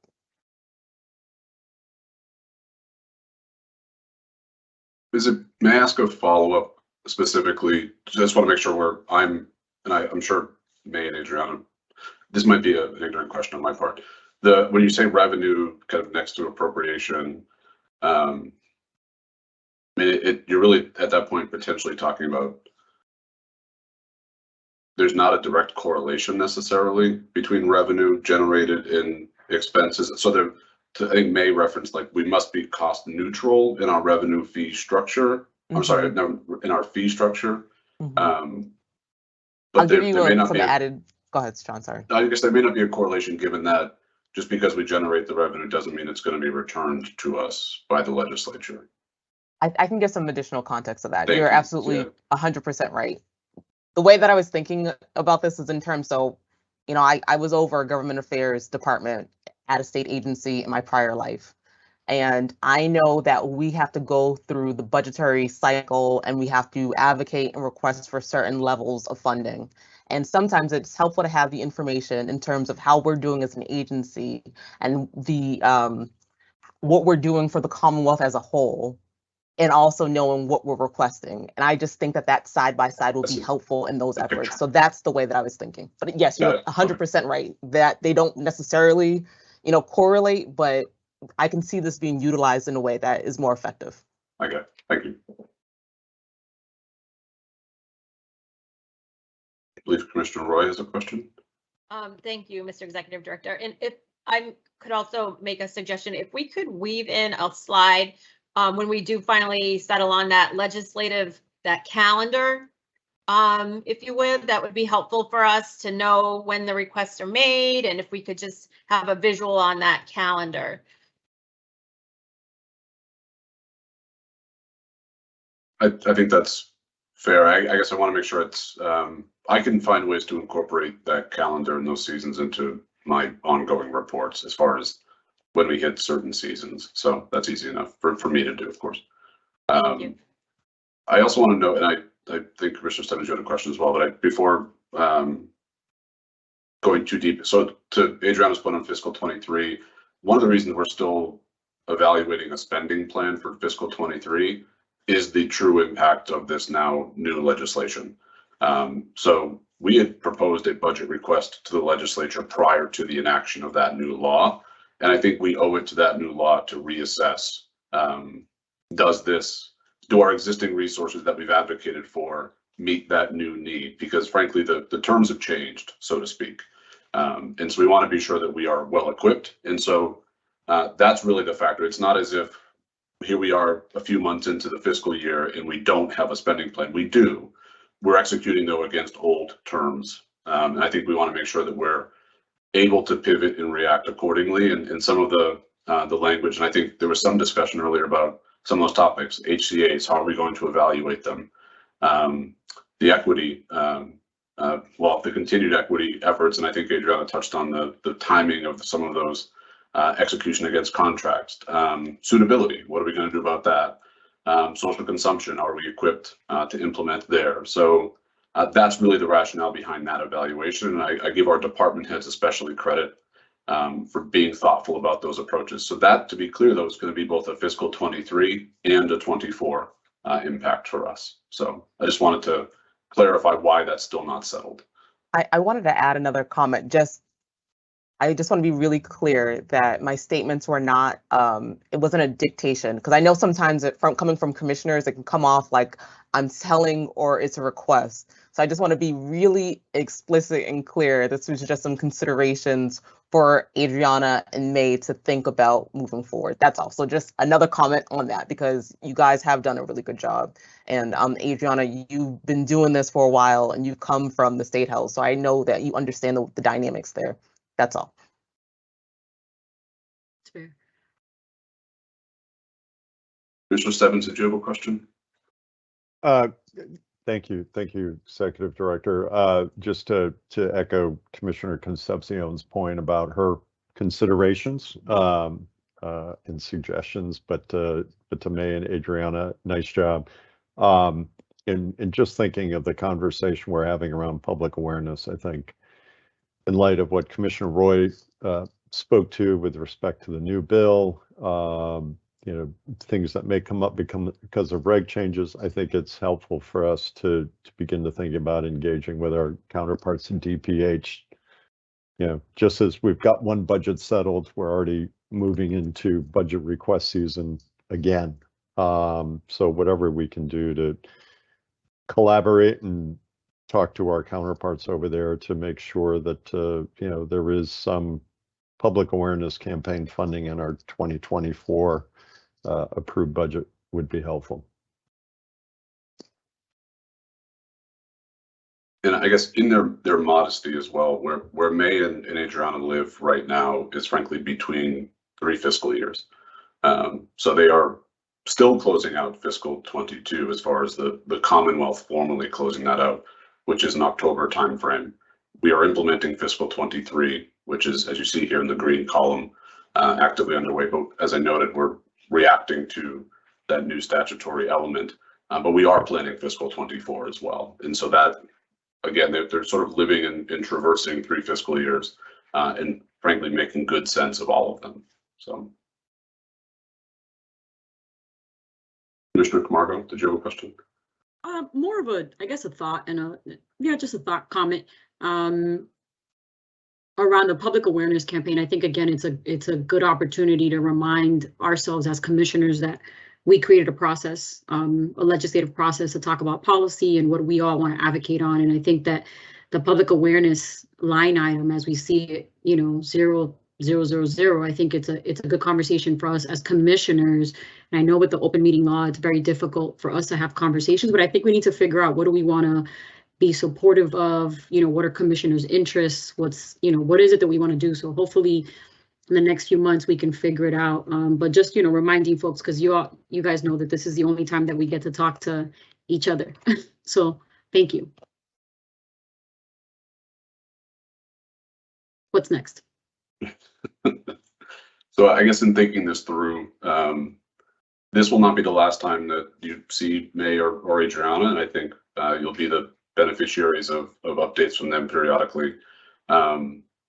I think obviously we do want to react to that pending legislation now, the new law, and making sure that we're able to meet those expectations and meet that moment. We are also in the middle of building out a proposal for fiscal 24. I should say it's early days for that. There's a few different columns. I think Commissioner Concepcion, to your point, those columns really run the gamut of level funding, level service, full request, and obviously where we think our budget request for 24 should be. So all that activity is swirling throughout the agency right now, and it's again, it really spills between fiscal 23 and 24. So ultimately, we will make a request to you when we build that fiscal 24 budget and obviously seek your consideration and approval of that. And then we'll get to work on that advocacy side. So, and I think, as Adriana noted, we are really grateful for the historic support that's been shown to this agency. You can see it in the numbers exclusively. We've grown, and the legislature has supported us. But I think, Commissioner Concepcion, to your point as well, we've grown the Commonwealth's revenues at the same time. Not just tax, to be clear. We support ourselves exclusively off of those fees, thereby making the tax available for what it's intended for. So I think that's it for my report, if I'm not mistaken. It is. Okay. Thank you very much, Mr. Executive Director. At this time, do the commissioners wish to take a 15-minute recess? Yes. Okay, if so, I will ask for a motion for a 15-minute recess. Is there a motion? So moved. Is there a second? Second. Any questions? Hearing none on the motion having been seconded, I will take a roll call vote. Commissioner Camargo. Aye. Commissioner Concepcion. Aye. Commissioner Roy. Aye. Commissioner Stebbins. Aye. And point of personal privilege, I will vote yes on this particular motion. Very excited. Let the record show that the motion was voted unanimously, and we will reconvene in 15 minutes.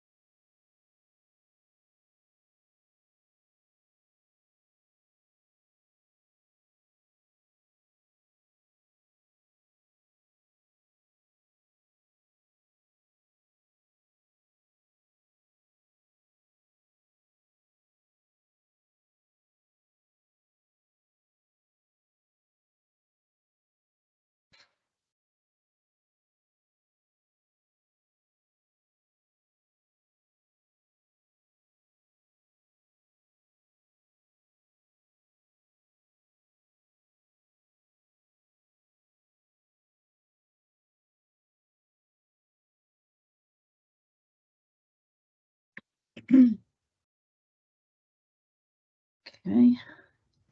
Looks like everyone is back.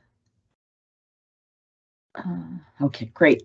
Thank you. The next item on the agenda are recommendations from staff regarding different license applications. I anticipate taking a lunch break after completing the recommendations, but again, open to a recess as things progress. If it takes longer and the commissioners would like to raise a hand to request such, but if not, we're going to plow through this. I'd like to ask Ms. Suko Defoe, who will be presenting the staff's licensing recommendations today.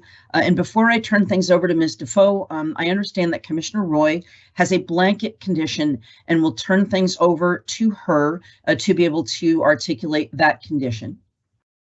Thank you, Madam Chair. As in previous meetings, I am applying a blanket condition to the 3 changes of ownership today to ensure full compliance with the previously approved diversity and positive impact plans.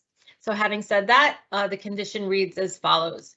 To help ensure compliance with 500-1045 and 501-1045, it is required by new ownership that an update be provided to the Commission within 5 days of any changes, modifications, or implementation issues of prior ownership's commission-approved diversity plan and/or positive impact plan, including but not limited to goals, programs, measurements, and accountability. Thank you. Thank you. Ms. Defoe, can I turn things over to you now to begin the recommendations for change of ownership applications? I sure can. Thank you. Okay, the licensee here is Greenhouse Naturals LLC. They are seeking a change of ownership and control of 1 adult use license and are requesting to add 7 individuals and 2 entities. Additional information is contained within the executive summary for the Commission's review and consideration.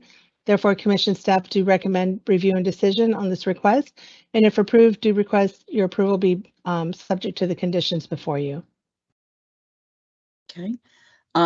Thank you. I seek a motion to approve the recommendations to approve the change of ownership application for Greenhouse Naturals LLC, subject to the conditions articulated by commissioners. Is there a motion?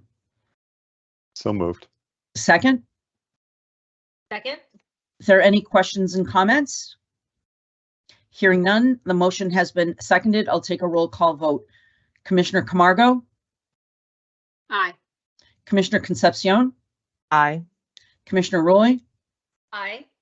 Commissioner Stebbins? Aye.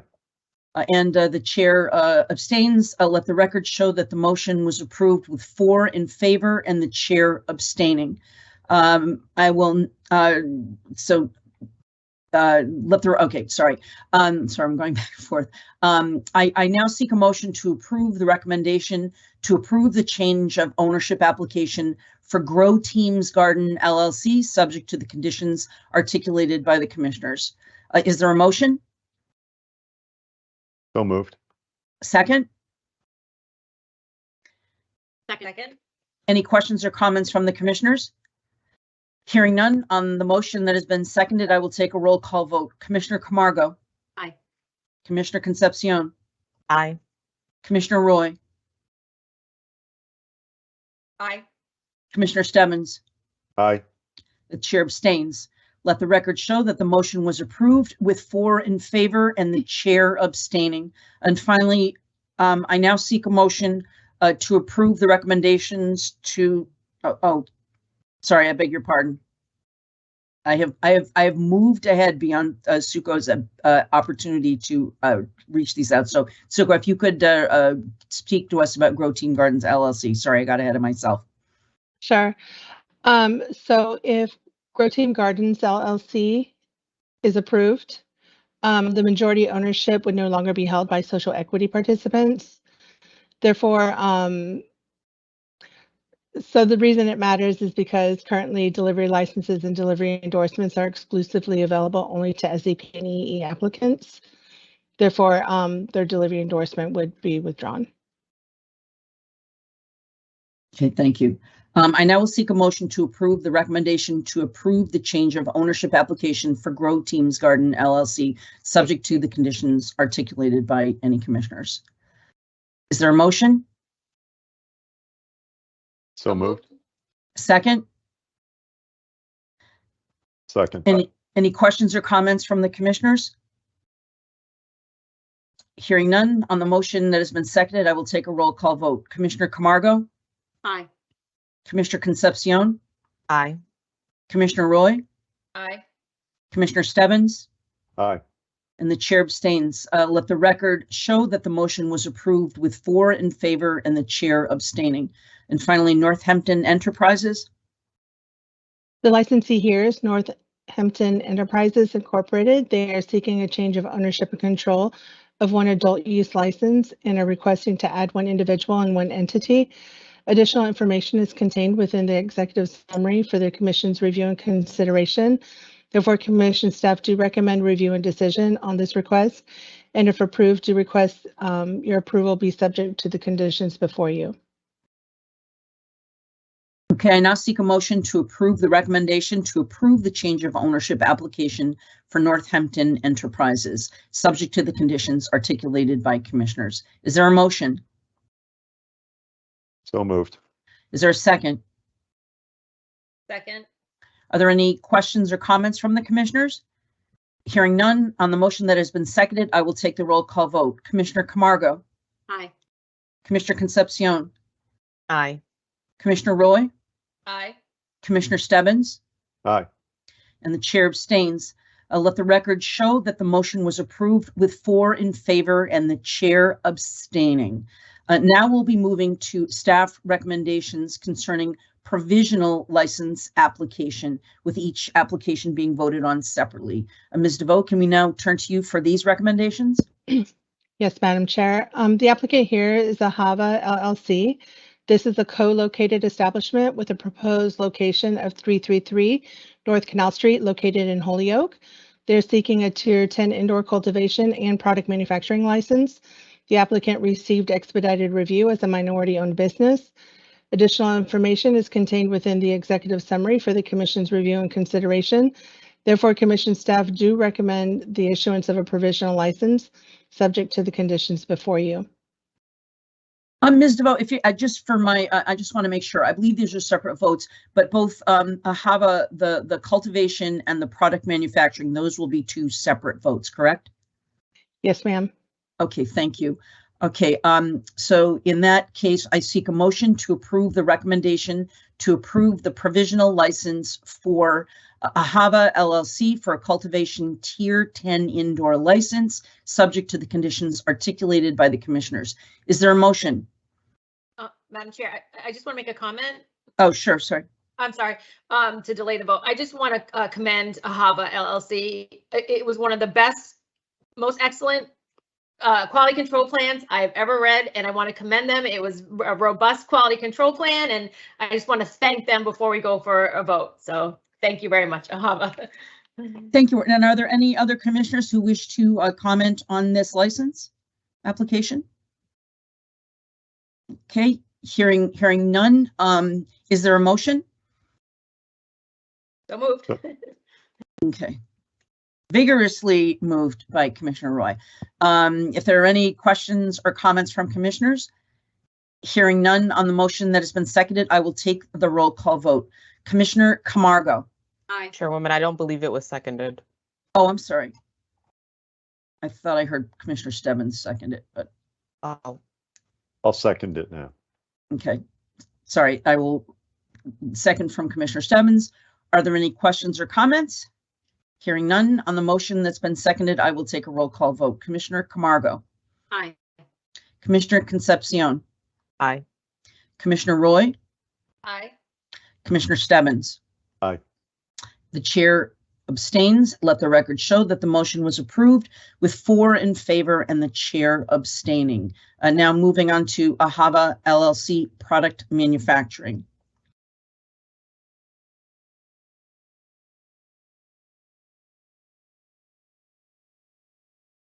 Ms. Defoe? You guys will need a vote on that. Okay. We already did the summary, so you do the Okay. vote on the cultivation first and then the product manufacturing. Okay, fine. Okay, sorry. So anyway, I now seek a motion to approve the recommendation to approve the provisional application for Ahava LLC product manufacturing, subject to any conditions articulated by commissioners. Is there a motion? So moved. Is there a second? Second. Are there any questions or comments from commissioners? Hearing none on the motion that has been seconded, I will take the roll call vote. Commissioner Camargo? Aye. Commissioner Concepcion? Aye. Commissioner Roy? Aye. Commissioner Stebbins? Aye. And the chair abstains. Let the record show that the motion was approved with 4 in favor and the chair abstaining. Moving on to Bluminati AG LLC product manufacturing. And I believe that Commissioners Roy and Stebbins do have some conditions. Thank you, Madam Chair. For Bluminati AG LLC product manufacturing, prior to final licensure, please inform the Commission of your additional operational plans for product manufacturers as it relates to quality control samples. Licensees that opt to provide quality control samples must include written policies and procedures in accordance with 935, 500, 130, 5K and 935, 500, 139. Thank you. Commissioner Roy, do you have additional comment or are you echoing those? That's it. Thank you, Madam Chair. Okay. Commissioner Stebbins? Thank you, Madam Chair. For Bluminati AG LLC, prior to final application for licensure, review positive impact plan and consider any strategy for outreach to residents of nearby areas of disproportionate impact, designated communities in close proximity to host community of Northampton for employment, and provide any update in accordance with 935 CMR 500.101 1A11 and provide any updates to CCC licensing division. Thank you. Any other, no other comments from the commissioners? I seek a motion to approve the recommendation to approve the provisional application for Bluminati LLC product manufacturing, subject to the conditions articulated by the commissioners. Is there a motion? So moved. Is there a second? Second. Are there any questions or comments from the commissioners? Hearing none on the motion that has been seconded, I will take a roll call vote. Commissioner Camargo? Aye. Commissioner Concepcion? Aye. Commissioner Roy? Aye. Commissioner Stebbins? Aye. And the chair abstains. Let the record show that the motion was approved with 4 in favor and the chair abstaining. Moving now to Castle Leaf LLC for product manufacturing and retail. The applicant here is Castle Leaf LLC. This is the co-located establishment with a proposed location of 100 Leo North Birmingham Parkway, located in Boston. They are seeking a product manufacturing and a retail license. The applicant received general review. Additional information is contained within the executive summary for the Commission's review and consideration. Therefore, Commission staff do recommend the issuance of a provisional license subject to the conditions before you. And Commissioner Roy, if you could state the additional conditions that you would like to put forth. Madam Chair, would you like me to read the product manufacturing first, and then when we do the retail vote, separate? I guess I would. I don't know what if you want to add your conditions for both of this licensee for both product manufacturing and retail, maybe that'll save some time. Okay, that sounds great. Thank you. For Castle Leaf product manufacturing, prior to final licensure, please inform the Commission of your additional operational plans for product manufacturers. As it relates to quality control samples, licensees that opt to provide quality control samples must include written policies and procedures in accordance with 935, 500, 135K, 935, 500, 139. For Castle Leaf retail, prior to final licensure in accordance with 935, 146, please include the phone number for the Massachusetts Substance Use Helpline on your consumer education.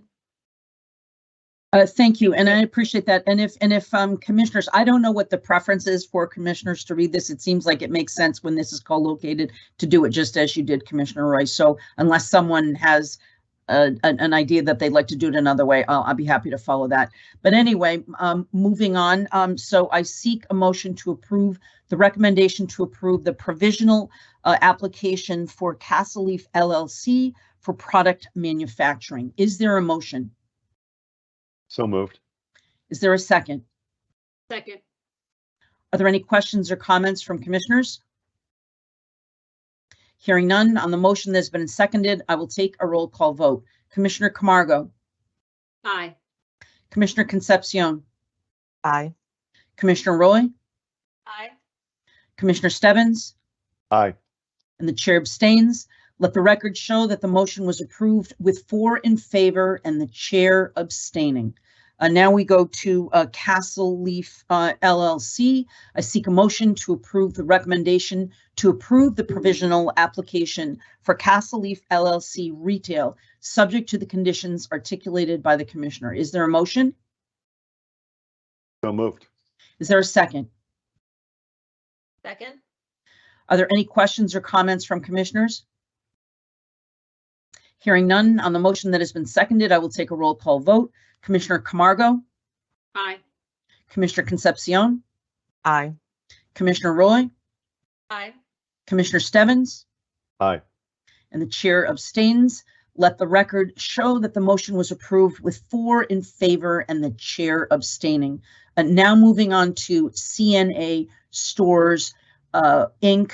For cultivation tier 2 indoor and CNA Stores Inc. for product manufacturing.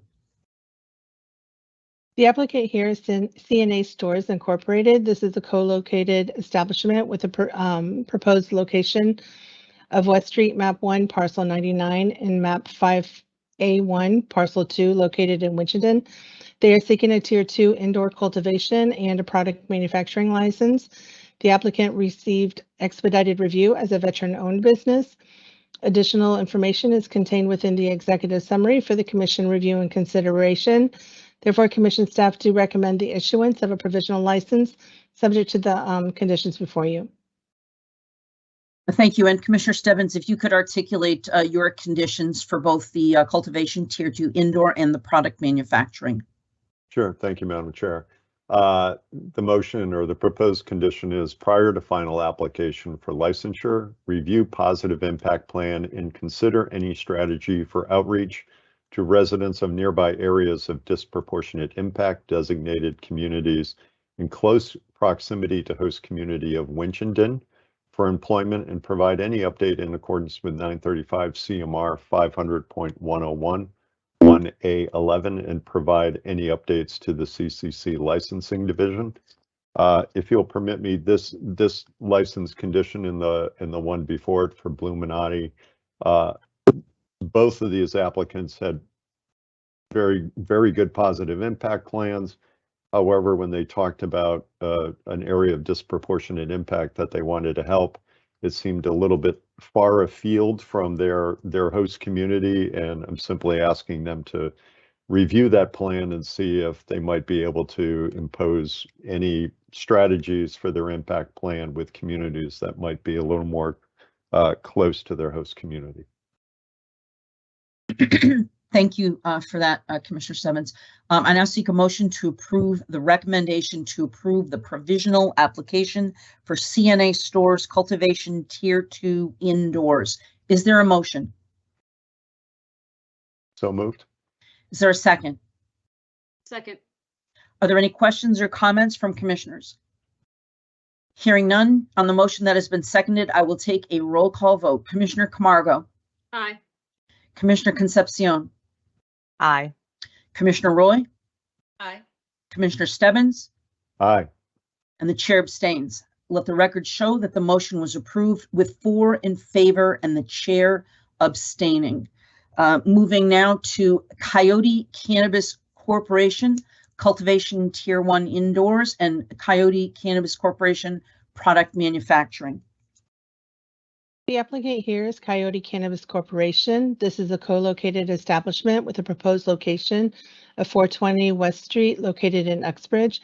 They are seeking a Tier 1 indoor cultivation and a product manufacturing license. The applicant received general review. Additional information is contained within the executive summary for the Commission's review and consideration. Therefore, Commission staff do recommend the issuance of a provisional license subject to the conditions before you. Thank you. And Commissioner Stebbins, if you could articulate your conditions in reference to CNA stores in cultivation and product manufacturing. Sure. Again, Oh, sorry, Coyote. Sorry, Coyote Cannabis. I misstated. I don't have one for Coyote. Oh, sorry, Commissioner Roy. Sorry. I have a question. Did we vote on both CNA? Did we vote on the cultivation and the product manufacturing on CNA? If I have not, then can I don't know if the secretary, if I have missed that again. It could be, I could be wrong. I don't know. That's a great question. I have to admit, I'm not sure, but I'm sure we can go back and do a motion on that for as well. For safety's sake, I will take the vote again, just to make sure if I did miss that, we didn't miss that. Thank you, Commissioner Roy. So I will entertain a motion to approve CNA product manufacturing subject to conditions articulated by the commissioners. Is there a motion? So moved. Is there a second? Second. Are there any questions or comments from commissioners? Hearing none on the motion that has been seconded, I will take a roll call vote. Commissioner Camargo? Aye. Commissioner Concepcion? Aye. Commissioner Roy? Aye. Commissioner Stebbins? Aye. And the chair abstains. Let the record show that the motion was approved with 4 in favor and chair abstaining. So now I want to just make sure I'm in the right. Again, I apologize because I'm flipping between 2 different screens here and it's getting a little confusing. So Chair, just for your peace of mind, we did vote on number 7. Oh, okay, fine. All right. Okay, but we did it again. I'm trying to, so let me just make sure I'm in the right place now. So Coyote Cannabis Corporation Cultivation Tier 1, are we taking that roll call now? I have a condition to read on that. Okay. Okay. For Coyote Cannabis Corporation, prior to final licensure, please inform the commission of your additional operational plans for indoor marijuana cultivators. Licensees that opt to provide quality control samples must include written policies and procedures in accordance with 935, 500, 120, 12I, and 935, 500, 120, 14.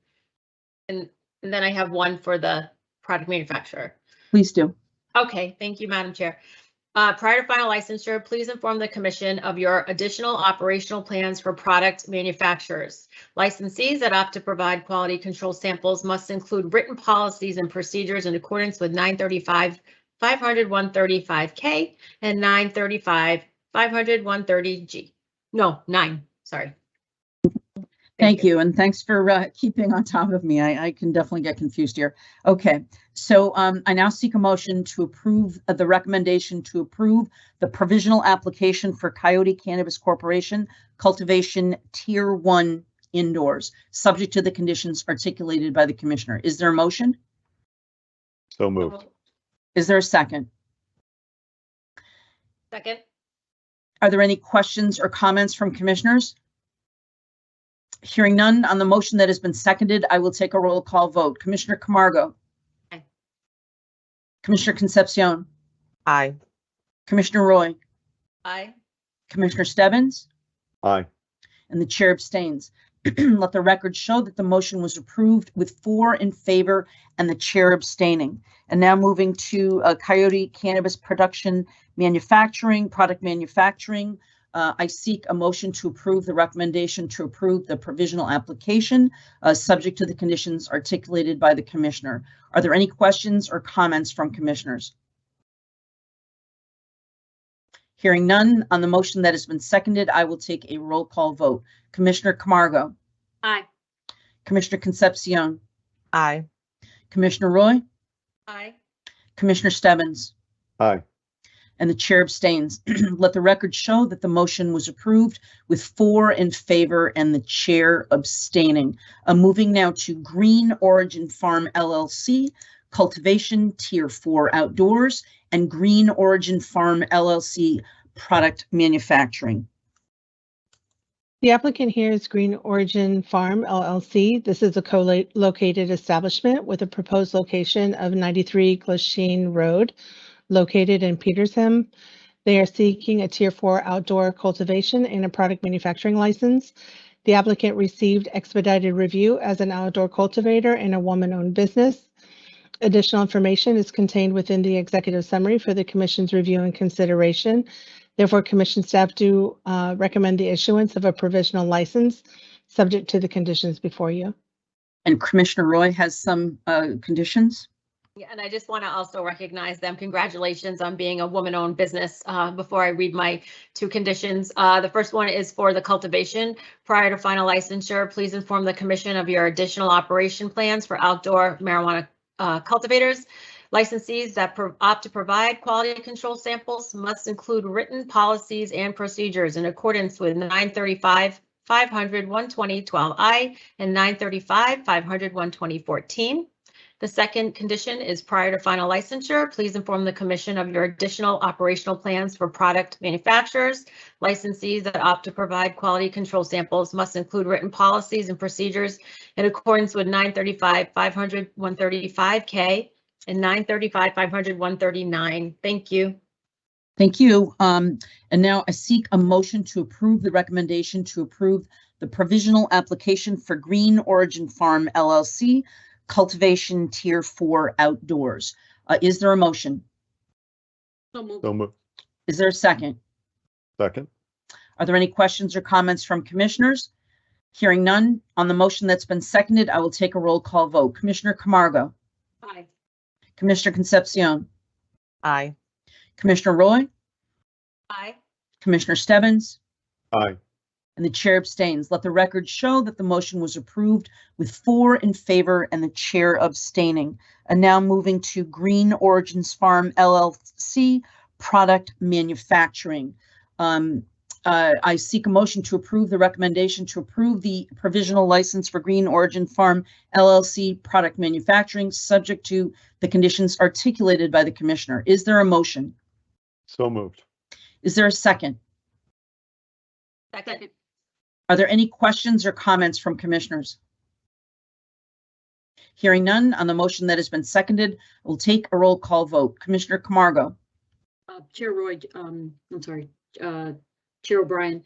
I just want to be clear that I think Commissioner Roy and I both second it, but just for the record and the note taking, I want to make sure it's clear who seconded it. Just for, I know Sabiel's taking notes, but I just thought about him. So how would you like to, I'm sorry, I beg your pardon. How would you like to clarify that, Commissioner? So I guess I second it. Roy, is that okay? You did. Okay. You did. Yeah. Just for the record, because we said it at the same time, and I know that there's minutes being taken. So yes, and then you just at the roll call, just say aye. I'm sorry.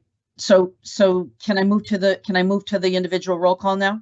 Yeah. I'm sorry. Okay, that's fine. I'm sorry. Yeah. Sorry, I'm Yeah, still getting used to this. Sorry. No, it's okay. It's okay. Sorry. So hearing no comments or questions on the motion, I'll take the roll call vote. Commissioner Camargo. Aye. Yes. Thank you. Commissioner Concepcion. Aye. Commissioner Roy. Aye. Commissioner Stebbins. Aye. And the chair abstains.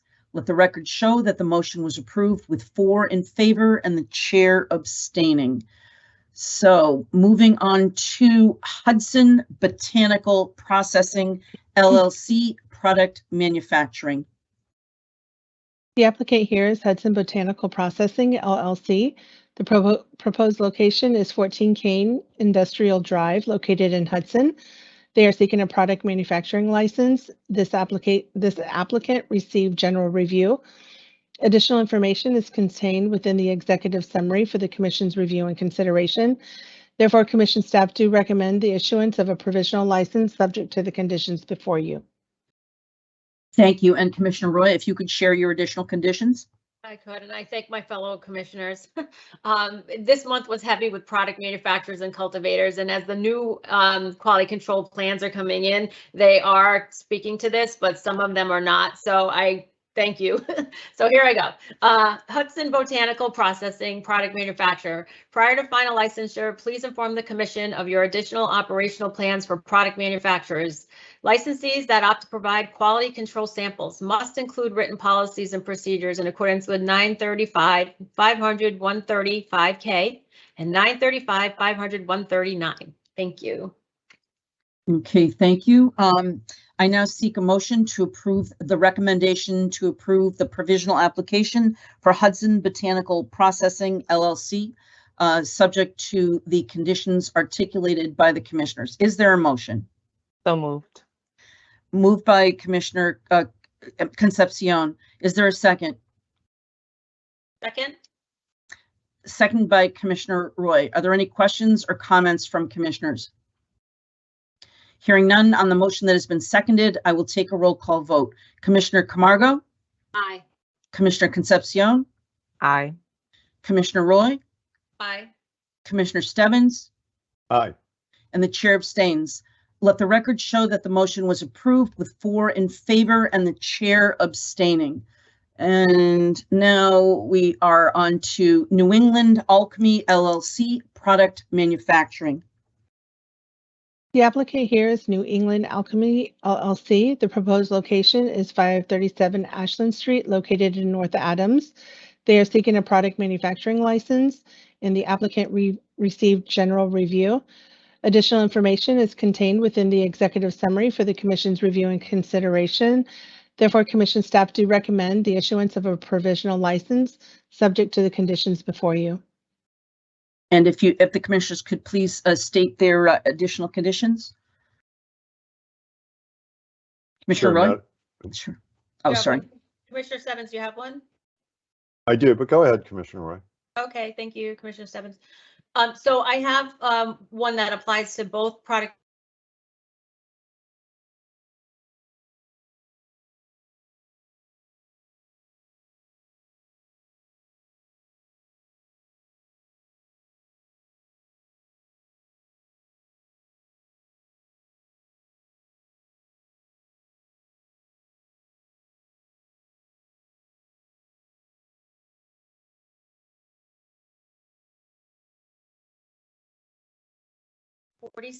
Please include the phone number for the Massachusetts Substance Use Helpline on your consumer education. Thank you.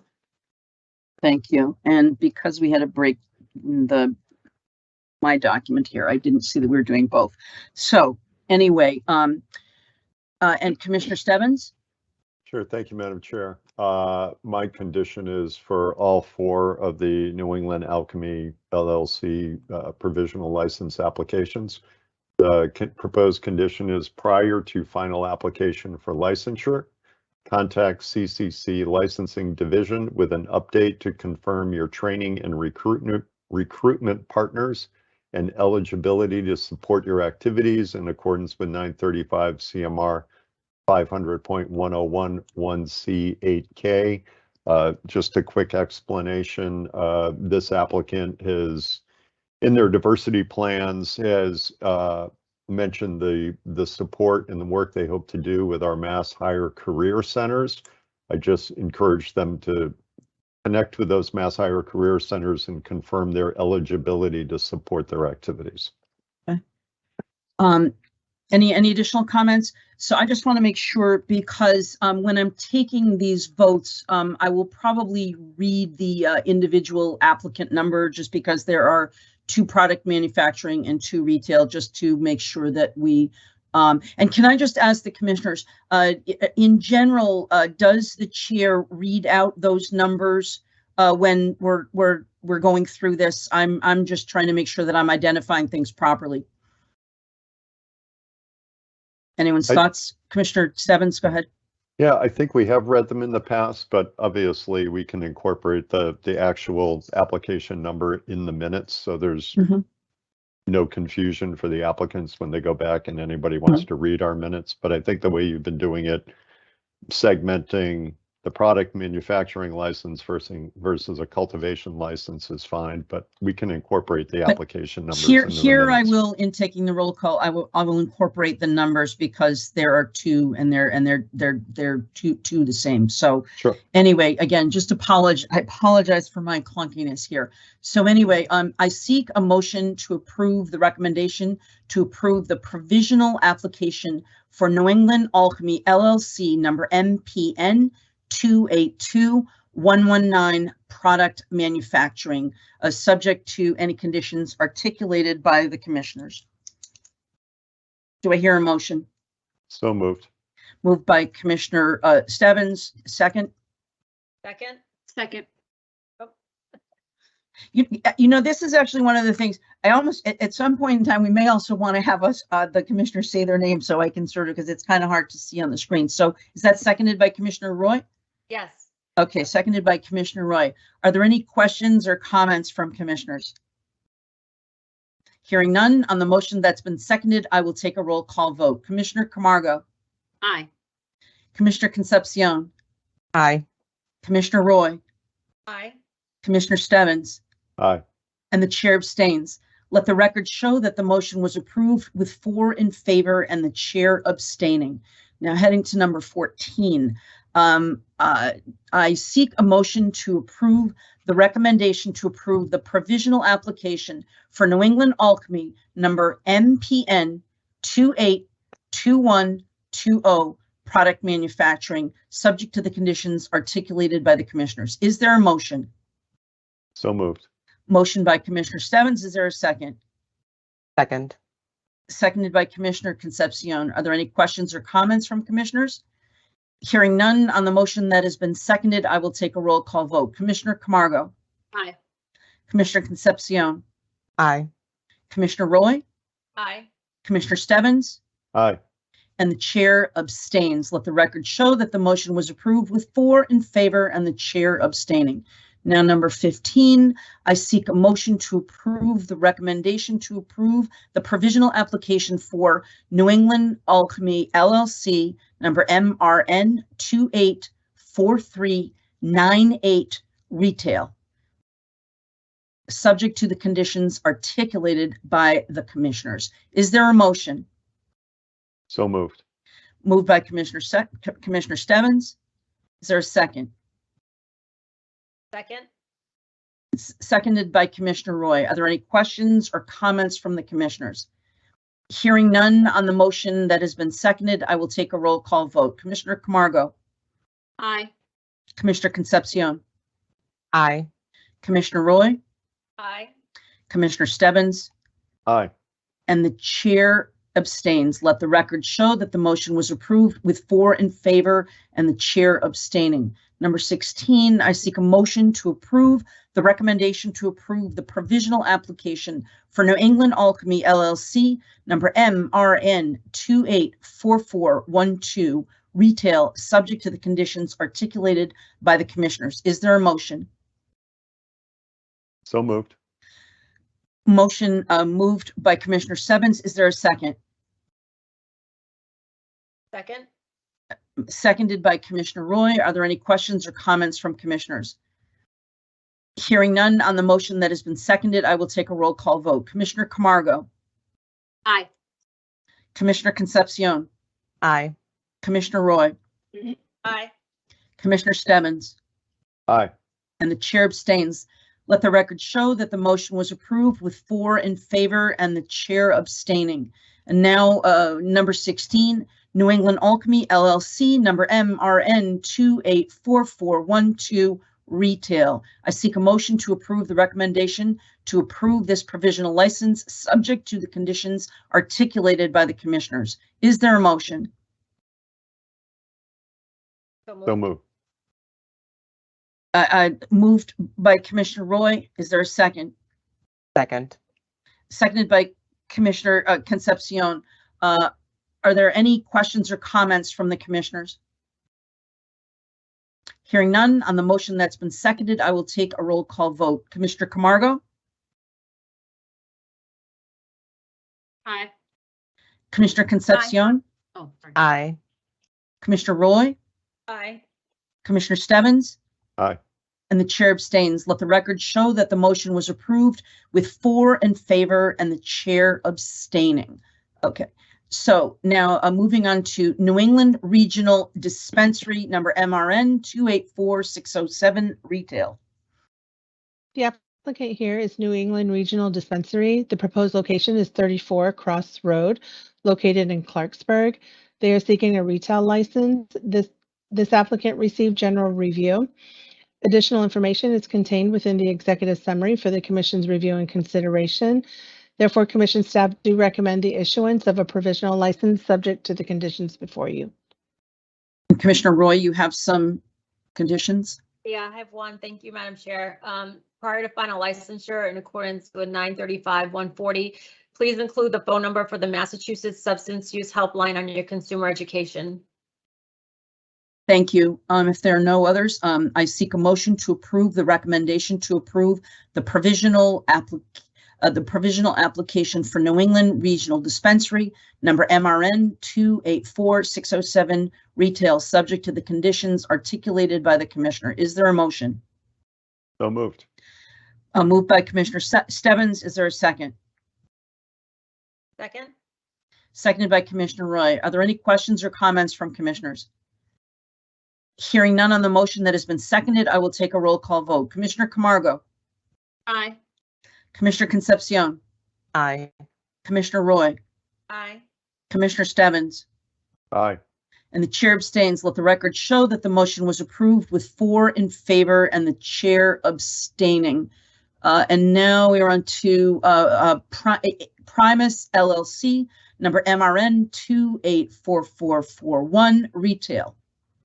The applicant here is Primus LLC. The proposed location is 666 State Street, located in Springfield. They are seeking a retail license, and the applicant received expedited review as a social equity participant. Additional information is contained within the executive summary for the commission's review and consideration. Therefore, commission staff do recommend the issuance of a provisional license subject to the conditions before you. Thank you. Commissioner Roy, if you'd like to explain your conditions. Thank you, Madam Chair. And first, I want to congratulate Primus, they're a social equity participant. Congratulations, but I please ask them prior to final licensure in accordance with 935-146, please include the phone number for the Massachusetts Substance Use Helpline on your consumer education. Thank you. Thank you. I seek a motion to approve the recommendation to approve the provisional application for Primus LLC, number MRN 284441, retail, subject to the conditions articulated by the commissioner. Is there a motion? So moved. Is there a second? Second. Oh, Sorry, moved. Commissioner I'm Stebbins seconded. Commissioner sorry. Stebbins, Thank you. Sorry, I'm trying to go between the screens. It's a little confusing. Thank you. Are there any questions or comments from the commissioners? Hearing none on the motion that has been seconded, I will take a roll call vote. Commissioner Camargo? Aye.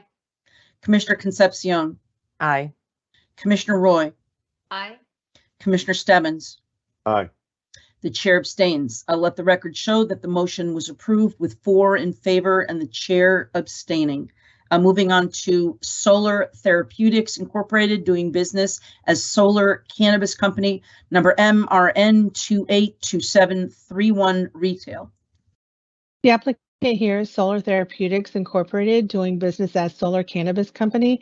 The proposed location is 493 Fonts Corner Road, located in Dartmouth. They are seeking a retail license. This applicant received general review. Additional information is contained within the executive summary for the commission's review and consideration. Therefore, commission staff do recommend the issuance of a provisional license subject to the conditions before you. Thank you, Commissioner Roy. Thank you, Madam Chair. I just want to say before I read my condition, I did have the opportunity to visit Solar Therapeutics in Somerset location, and I appreciate all of their use around renewable energy at their facility. But having said that, and reviewing their dispensing plan, they were missing components from their consumer education. So I'll read my condition.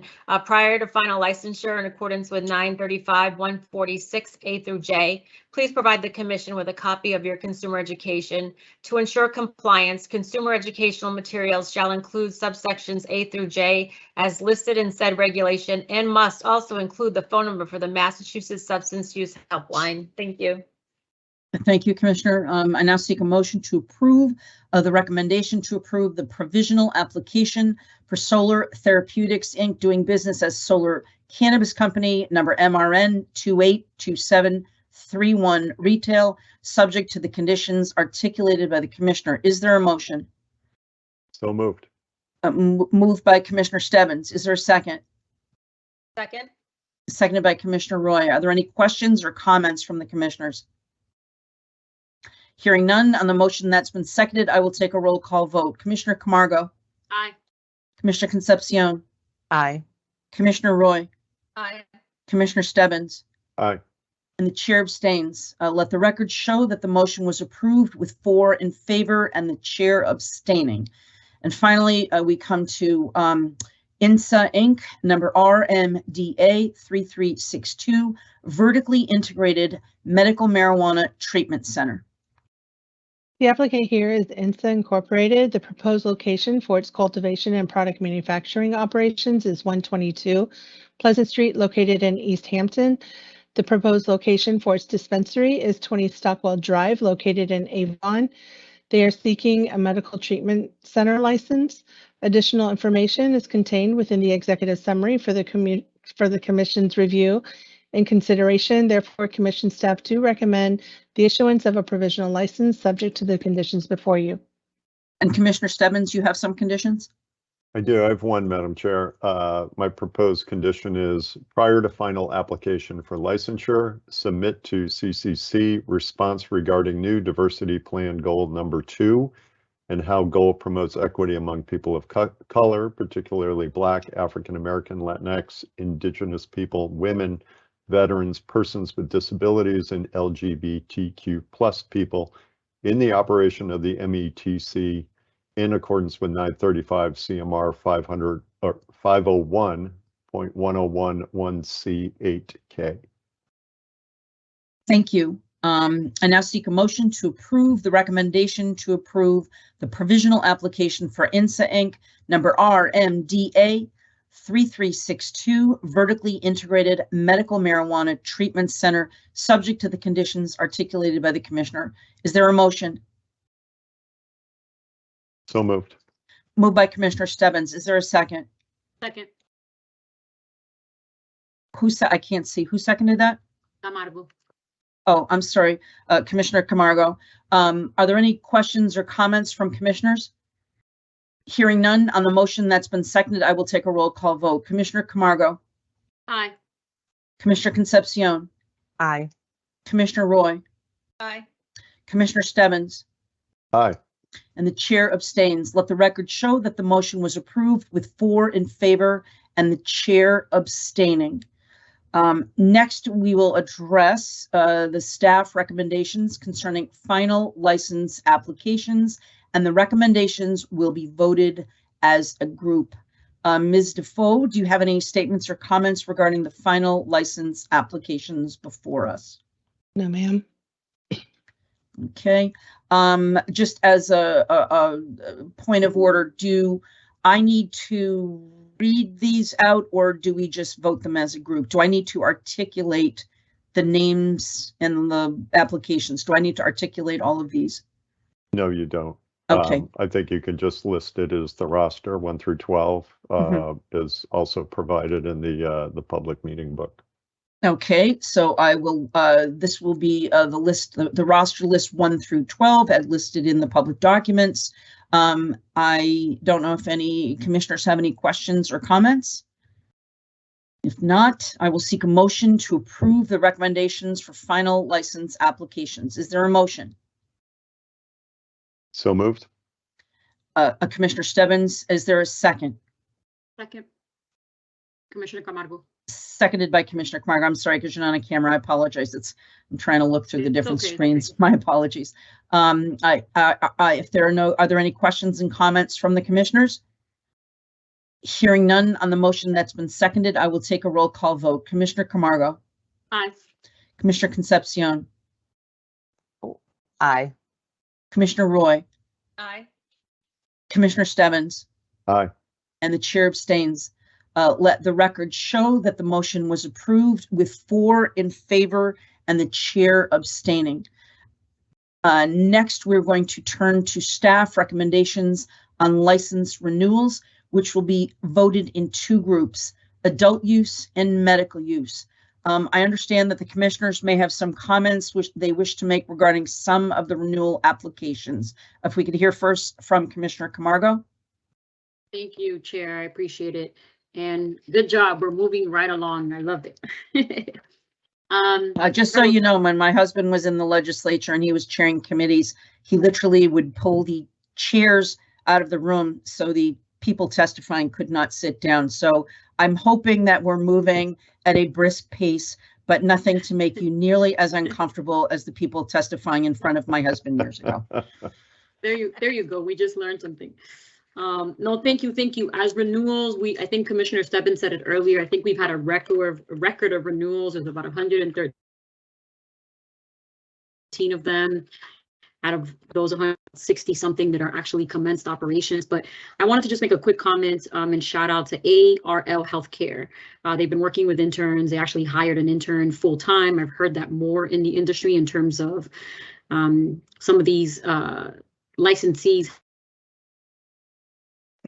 Commissioner Camargo, you're cutting out. Excuse me, Commissioner Camargo, you're cutting out just a little bit. I don't know if anybody else is having trouble hearing her. I'm having trouble hearing her. Yep. Oh, that sucks. Okay. Can you guys hear me now clearly? Yes. Okay, good. Let me get closer to my computer. So I'll start again. So AR Healthcare Inc.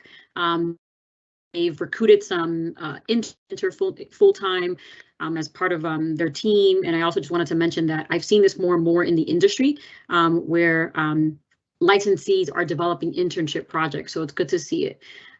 B Leaf Wellness Center LLC, positive impact. Can you guys hear me? Commissioner Camargo, I was just going to interrupt. You're kind of cutting in and out. I can get 3/4 of what you're saying, but not 100%. Okay, so I'm going to do my best to just go quickly and then just so I don't interrupt the meeting.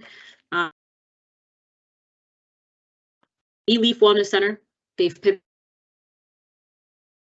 do some 40 hours of business development for social equity applicants, which has been great. Hello? Okay, so I'll go again. Boston Bud Factory. Their efforts to recruit minority vendors. Commissioner Camargo, how about this? Commissioner Camargo, I'm going to give you a thumbs up when I can hear you, and when you don't see my thumb, I can't hear you. Okay. Thank you. So it sounds like you all didn't hear me, but let me just say, I'll just say this quickly and instead of kind of giving the shout outs because I think that my internet may be an issue. But I've just a lot of the impact diversity plans this month. GT Franklin partnered with a nonprofit organization to create a small Zoom workshop for parents around safety around cannabis. So I think that was really. I don't know what's going on with my computer. It keeps going on mute by itself. That's interesting. Yes, that's what I can see. I can see the mute sign going up. Yeah, it's really weird. I think my computer might be getting hacked because I'm not even touching it. I'll just stop there. I have more, but I think Commissioner Stebbins, you probably have better Wi-Fi than I do right now. So why don't you go ahead? Commissioner Camargo, what I may suggest is if you have any written commentary that you might want to add to the record, I think that you would be more than encouraged to do that if your technology is not allowing you to make the positive comments you might want to right now. Thank you. And we'll move on to Commissioner Stemmons. Thank you, Madam Chair. I would probably echo those same shout outs that Commissioner Camargo was leaving. I want to again thank the staff. This was a big number of renewals. I was happy to see a number of licensees are going through their positive impact plans, diversity plans, and realizing that some of their original goals may not be helping them reach meet their expectations or their intended goals. So they're going back and making some smart changes to those plans. NEMAT in Uxbridge was one of those licensees. I was also impressed to read about their diversity efforts, despite having a small headcount of employees. Also happy to see Bud's Barn, Boston Bud Factory, Nature's Medicine are reaching their goals of hiring from within our DI communities. Second topic I'll touch on briefly, I've raised this in the past. When licensees receive their several notices from us about their pending renewal, they know that they must contact their host community about realized and anticipated costs to the community from their operation. I'm glad to see some licensees are jumping on this requirement earlier to allow communities a reasonable amount of time to reply. This month, though, we did have one renewal that sent the commission a note saying they had not heard from their host community, I think on the same day that they sent the request. We hope you'll plan a little bit better in the future. A second one who I did propose a condition for sent their request to the wrong host community. So this is an important step for our renewal applicants. And as our team has reminded me that whenever a licensee receives a response from their host community, they should upload that response into the CIP. So thank you, Madam Chair. Thank you. And hearing no additional comments, I do want, oh, sorry, go ahead, Commissioner Roy. Thank you, Madam Chair. I just want to take a minute or two just to identify a few of the licensees up for renewal, starting with ARL Healthcare. They support an SE candidate as part of their positive impact plan. Also, I want to commend them for addressing food insecurity with families in DIAs, donating turkeys around the holidays and helping to work with local food banks. I just want to bring to the attention of Blackstone Valley Naturals LLC, if I could kindly ask them to identify a new charity, if you will, because they were unable to fulfill their first goal. There was some unfortunate circumstances around the charity that they identified. So if they could alert the commission of what they're going to do to address that goal that they were unable to achieve for their first goal. I also want to commend Boston Bud Factory. They supported Meg's Fight for Life to help cure juvenile Huntington's disease, and they assisted the family, Meg's family, with burial costs. So that was quite moving. And they, on their apparel, they also support Meg's Fight for a Cure on Bud's Boston Factory apparel. So I thought that was quite unique. And Caroline's Cannabis in Uxbridge, I want to give them a special recognition for supporting Abby's House with a $4,000 donation. Abby's House, for those that don't know, is located in Worcester, and it's a safe house for women who are in crisis, homeless, who have been the victim of domestic abuse, and women with children. So I want to thank Abby's House for supporting, Caroline's Cannabis for supporting Abby's House. And lastly, I want to recognize GTE Franklin LLC for their partnership and their positive impact plan with Safe Coalition. And they provide education and prevention with our youth. And they are providing awareness around the concerns around vaping cannabis on the adolescent mind. So I want to thank them for all their efforts around education and prevention with our youth. Thank you, Madam Chair. And thank you, Commissioner Concepcion. Do you have any comments? I do not. Thank you, Chairwoman. Thank you. Okay, and at this point, I need to reflect in the record that Commissioner Camargo is recusing herself from voting on the Verdant Reparative application, as well as the Western Front LLC application. Ms. Defoe, do you have any statements or comments regarding the application renewals? No, ma'am. Okay, thank you. And okay, so I now seek a motion to approve the recommendation for adult use license renewable, specifically items 1 through 94 and item 97 on the agenda, subject to the conditions imposed by Commissioner Stebbins. Is there a motion? Madam Chair, if I can, I would like to read those conditions just Oh, so I beg your pardon. my colleagues are aware of them and what applications they, what renewal applications they apply to. Okay. The first is for two conditions for INSA, and the application numbers are MRR 206203, MPR 243853, MCR 140305, and MRR 206147.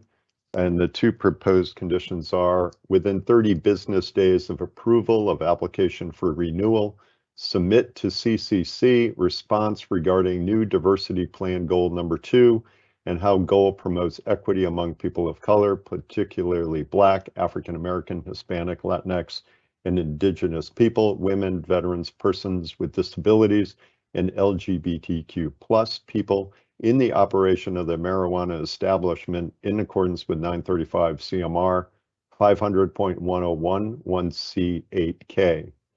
The second motion for those same applicants is within 30 business days of approval of application for renewal, submit to CCC response regarding how new diversity plan incorporates stated intentions to maintain a diverse workforce that is representative of the communities in which the company operates by striving to meet or exceed the following target demographics for the company's operations in Massachusetts.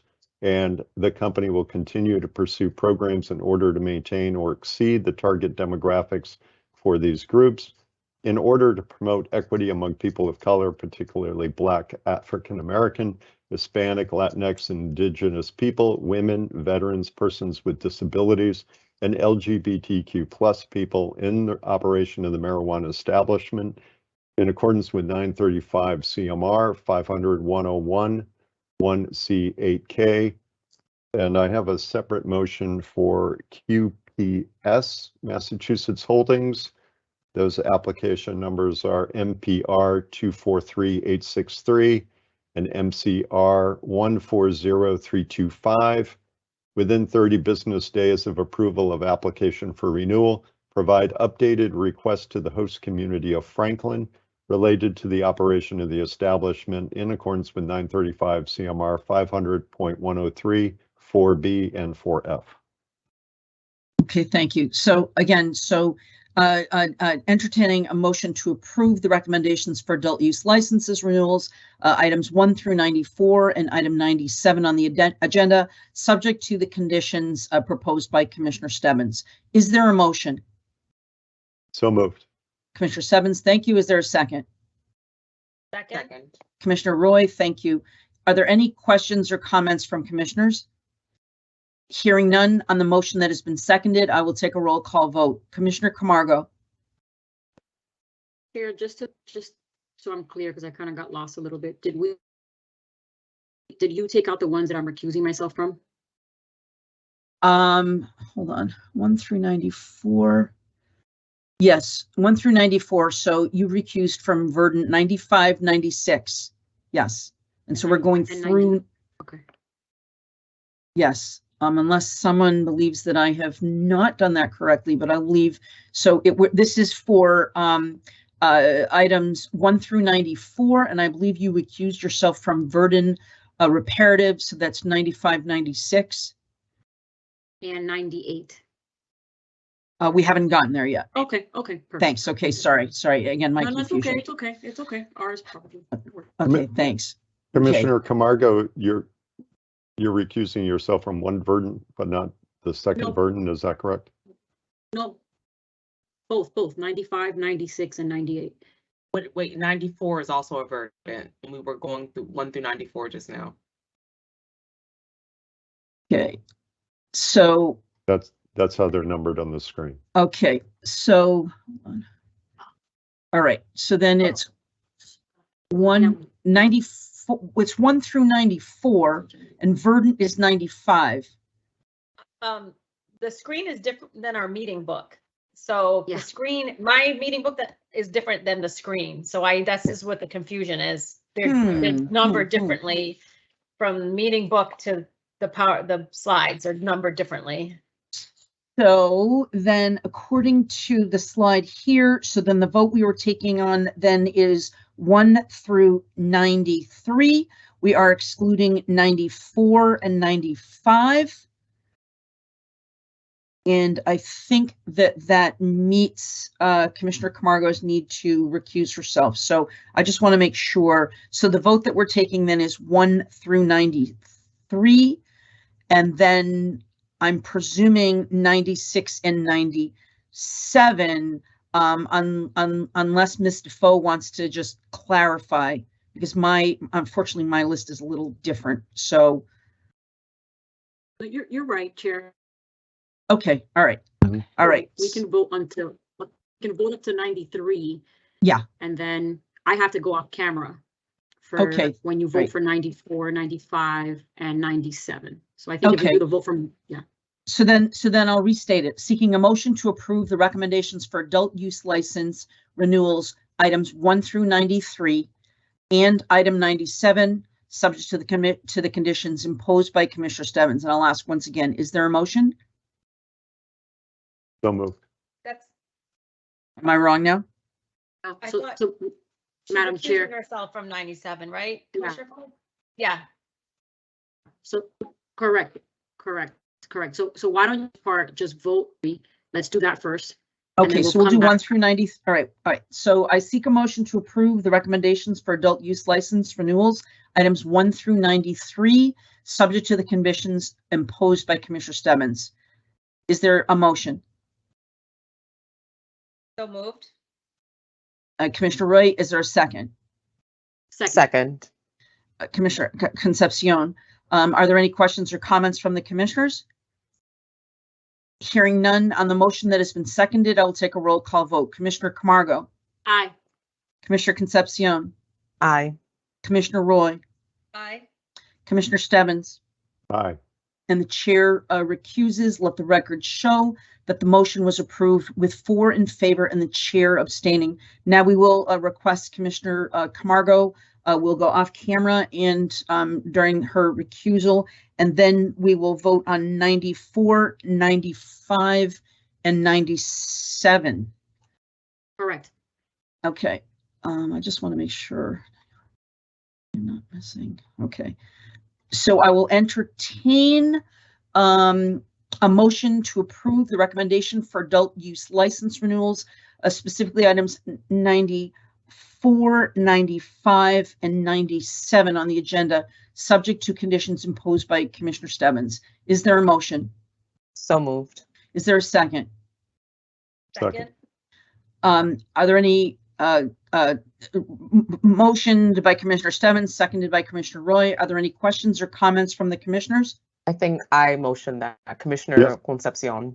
Okay, I beg your pardon. So moved by Commissioner Stebbins, seconded by Commissioner Concepcion. Are there any questions or comments from commissioners? Just flip those motions around and we'll record those in the minutes, but it was Commissioner Concepcion who made the motion. I seconded. Oh, okay, sorry. So the motion is made by Commissioner Concepcion. The second is made by Commissioner Stebbins. Are there any questions or comments from the commissioners? Hearing none on the motion that has been seconded, I will take a roll call vote. Commissioner Concepcion. Aye. Commissioner Roy. Aye. Commissioner Stebbins. Aye. Commissioners Camargo and Chair O'Brien abstaining. And let's see, so because my numbers are a little bit different, so now we need to do 96,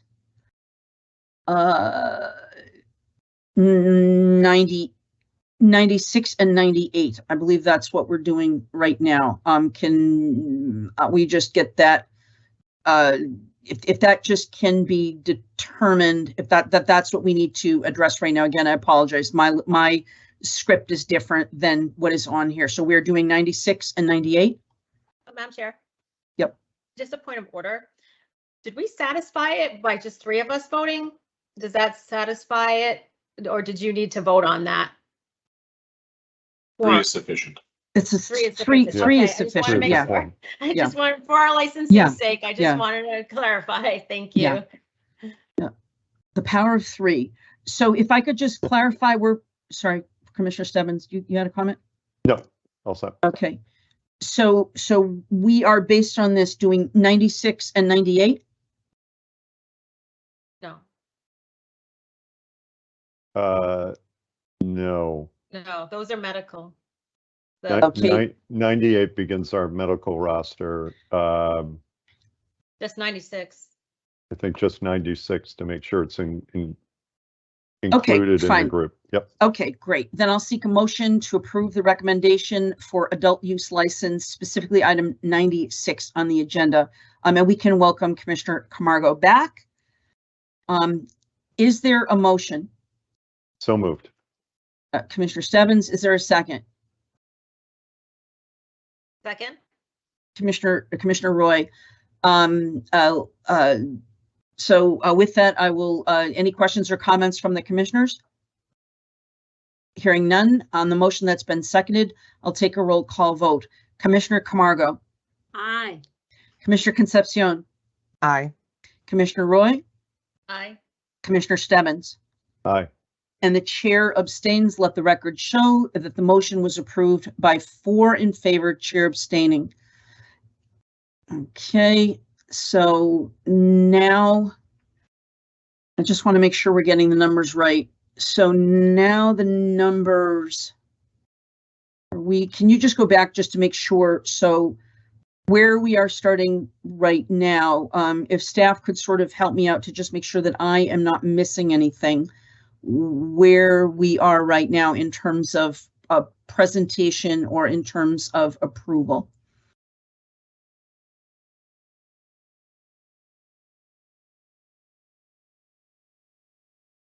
'98, we would start. 98. So I seek a motion. I seek a motion to approve of the recommendation for medical license renewals, specifically 98 through 113 on the agenda. Is there a motion? So moved. Commissioner Stebbins, is there a second? Second. Commissioner Camargo seconds it. Are there any questions or comments from commissioners? Hearing none on the motion that has been seconded, I will take a roll call vote. Commissioner Camargo? Aye. Commissioner Concepcion? Aye. Commissioner Roy? Aye. Commissioner Stebbins? Aye. And the chair abstains. Let the record show that the motion was approved with 4 in favor and the chair abstaining. And with that, I extend my apologies, trying to follow a script and being able to eyeball everybody who's making motions and seconds. It's I appreciate your patience with me. So at this time, I'd like to ask the commissioners, is this a good time for a 30-minute lunch recess? Are you ready for that? If so, I will ask for a motion for a 30-minute recess. Is there a motion? So moved. Moved by Commissioner Stebbins. Is there a second? Second. Commissioner Concepcion seconds it. Do the commissioners have any questions or comments?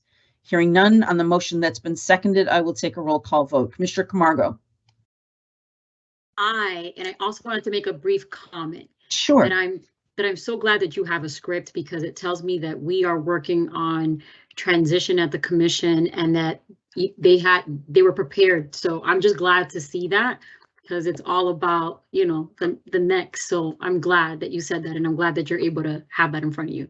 Thank you. And again, and part of this is my technological incompetence, trying to make sure that I'm dealing with a couple of different screens to follow both what you guys are doing on screen and me sort of following my notes and making sure that I follow the rules of order correctly. So again, I thank you for your indulgence and your patience. It's great. Commissioner. And I.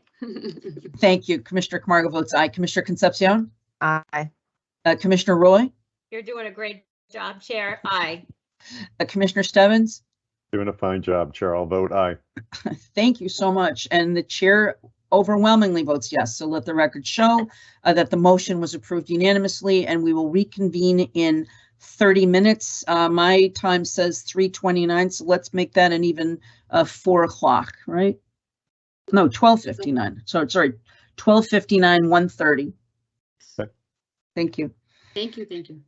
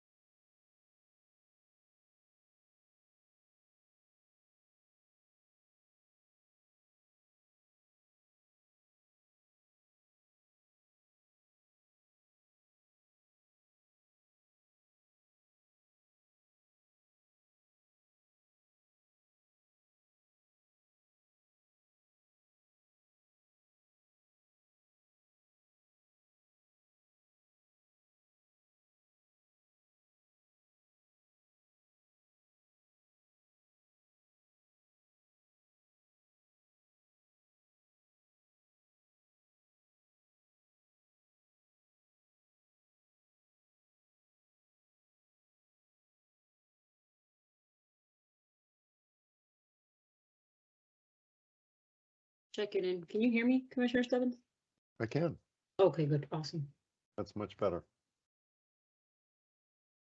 And I can see you now too, which will help me figure out my motions in seconds.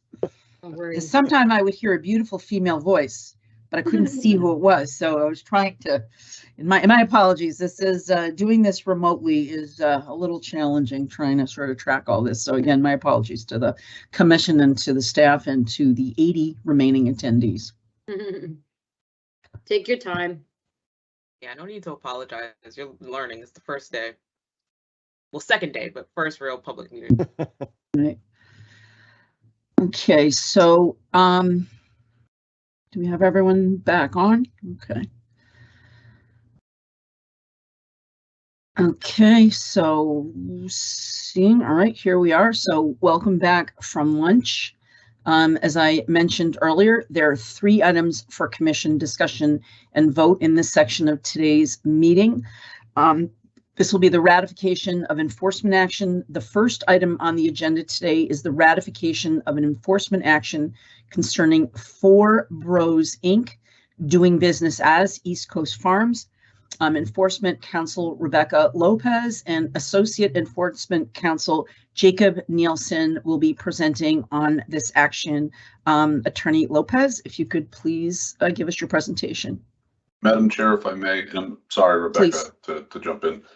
We were able during the break to reconcile the issue that was on the PowerPoint relative to renewals. And so there is in fact one item that was not included in the PowerPoint, but indeed published and posted, noticed to the public on the agenda.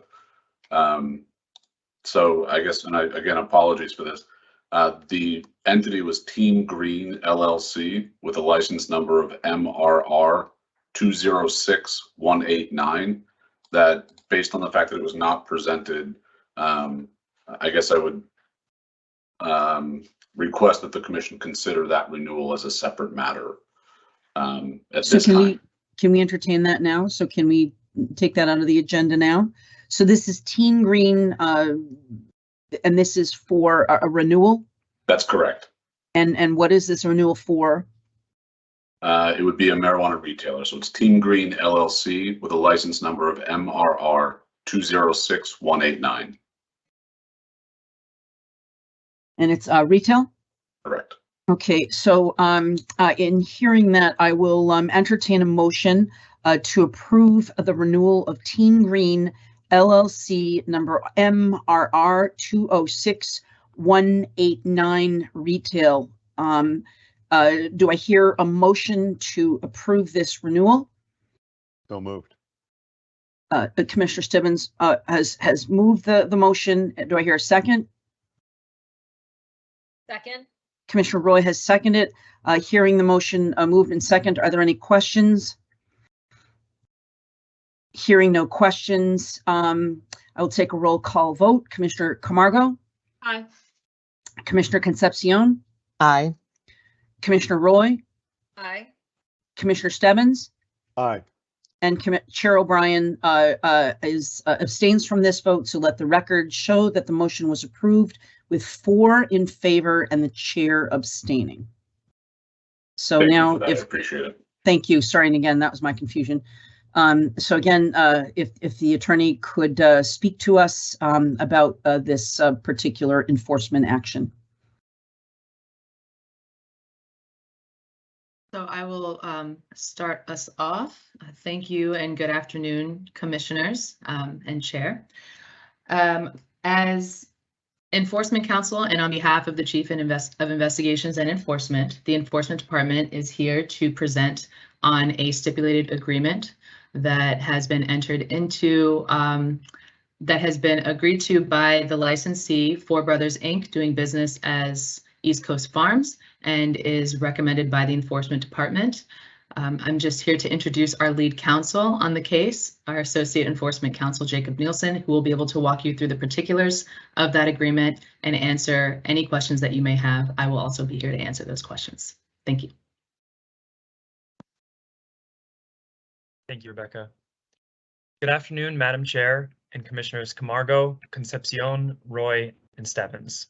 Before you is a proposed final order and stipulated agreement, which follows the issuance of a summary suspension order against Four Brothers on November 19th, 2021, and is the culmination of investigative and enforcement efforts. Starting mid-November 2020, the Investigations and Enforcement Department initiated an investigation into Four Brothers after receiving a complaint by one of the former owners. On December 16th of 2020, investigative staff conducted an unannounced inspection of the facility and observed 23 violations of the Commission's regulations. Observations included deficiencies related to inventory, security, waste, a theme that will recur during the following inspections over the year. Notably, Four Brothers failed to follow written standard operating procedures, maintain a real-time inventory of marijuana and marijuana products in the facility, fully render marijuana waste unusable, and keep their facility free of contamination by mold, rot, other fungus, and pests. During follow-on inspections in April and May of 2021, investigative staff observed additional violations related to security and waste. Those violations included the failure to synchronize cameras within their security system, blind spots in rooms where marijuana was located, and the failure to fully render marijuana waste unusable. Two other inspections in October of 2021 identified more violations regarding inventory, security, and waste. Specifically, investigative staff observed approximately 169 bags of untagged and untracked marijuana in the facility. At least one employee who was not registered as an agent but had access to limited access areas in the facility, and again, the failure to fully render marijuana waste unusable. On November 19th of 2021, the Commission issued a summary suspension order which immediately suspended all of Four Brothers licenses and registrations and set conditions of the suspension. A summary suspension order is issued to address an immediate and serious threat or serious threat to the public health, safety, or welfare. Here, the summary suspension order alleged that these deficient operations, as evidenced by the 5 notices of deficiency and 49 individual violations related to inventory, security, and waste, created a risk to the public health, safety, and welfare. Conditions of the suspension included an identification of specific agents necessary for maintaining security and cultivation operations, restricted hours of access to the facility where employees or owners could be present, a requirement for reaching 100% compliance with inventory and metric requirements before the suspension could be lifted, and training on metric, inventory, record keeping, security, and waste regulatory requirements to include knowledge tests and a minimum passing grade of 85% for all individuals affiliated with Four Brothers. Since the issuance of the suspension order, Four Brothers has maintained compliance with the suspension order, and as of August 25th, has fully complied with all conditions. The allegations within that summary suspension order are 3. The first violation is the failure to comply with Commission regulatory requirements regarding real-time inventory of marijuana plants, marijuana and marijuana products, and marijuana awaiting disposal.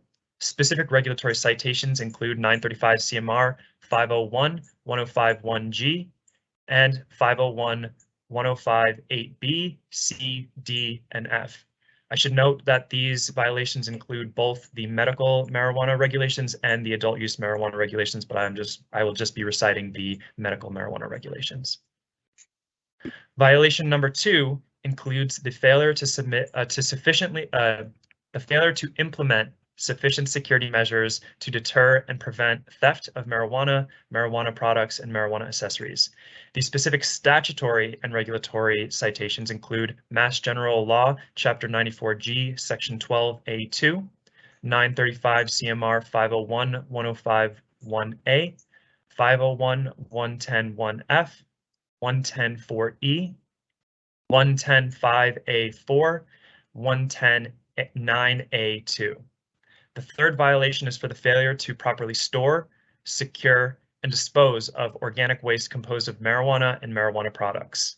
Those specific regulatory sites include 935 CMR 501-105-12A and 105-12C3.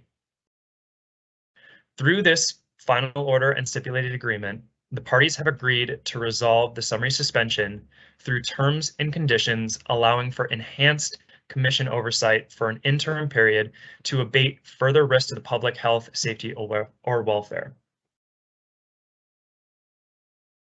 Those terms and conditions are as follows. My apologies. The parties would agree, as this is a proposed final order and stipulated agreement being presented to you as the full commission.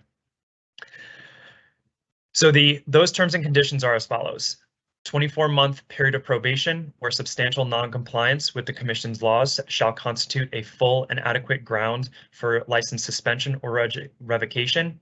The continuing education of both owners and agents on metric courses already available on the Massachusetts metric website, and refresher training on inventory, record keeping, waste disposal, and security regulatory requirements. It also includes the submission of short and long-term plans for operations and the creation of a workforce development plan through a third-party consultant for executive, managerial, and other positions deemed necessary for improving facility operations and ensuring compliance, local operational oversight, and immediate commission access to the licensed premises. It also includes enhanced obligations to conduct internal inventory audits and external security audits, and accompanying reports to be submitted to Four Brothers assigned investigator and compliance officer, since they are both an MTC and marijuana establishment. And finally, the automatic penalty assessments for failure to comply with those audit obligations and training obligations. Each of these terms represent affirmative relief from the violations presented that are in the public interest. Additionally, it should be noted that the ratification of this agreement will administratively extend the suspended licenses for 60 days from the date of ratification and will rescind the summary suspension order. This final order and stipulated agreement represents the culmination of an 11-month-long investigation and subsequent inspections over the course of 10 months during the suspension by the Director of Investigation, Nomoxlisi Kumalo, and her team. I would also like to specifically thank and recognize the efforts of Investigation Manager Catherine Binkowski, Compliance Officer Monica Pankar, former Compliance Officer Olivia DeCuna, Investigator Timothy Parsons, and all of the other investigators who assisted with this matter. Enforcement staff recommends ratification of this agreement as an appropriate resolution of the dispute between the two parties. The proposed remedy recognizes that Four Brothers has accepted responsibility for the violations which set forth in the order, has demonstrated good faith in its compliance with the order, and will take affirmative measures in the furtherance of the public interest in order to restore its good standing with the Commission. Thank you for your time and attention. I'm available to answer questions regarding this presentation. Thank you, Attorney Nielsen, and also thank you to Attorney Lopez. Again, on my onboarding process, I've really appreciated the help that you've provided to me to sort of get up to speed. So I want to thank you for your work on this particular investigation, and I want to open it up to the commissioners if they have any questions or comments. And question, Commissioner Roy? Thank you, Madam Chair.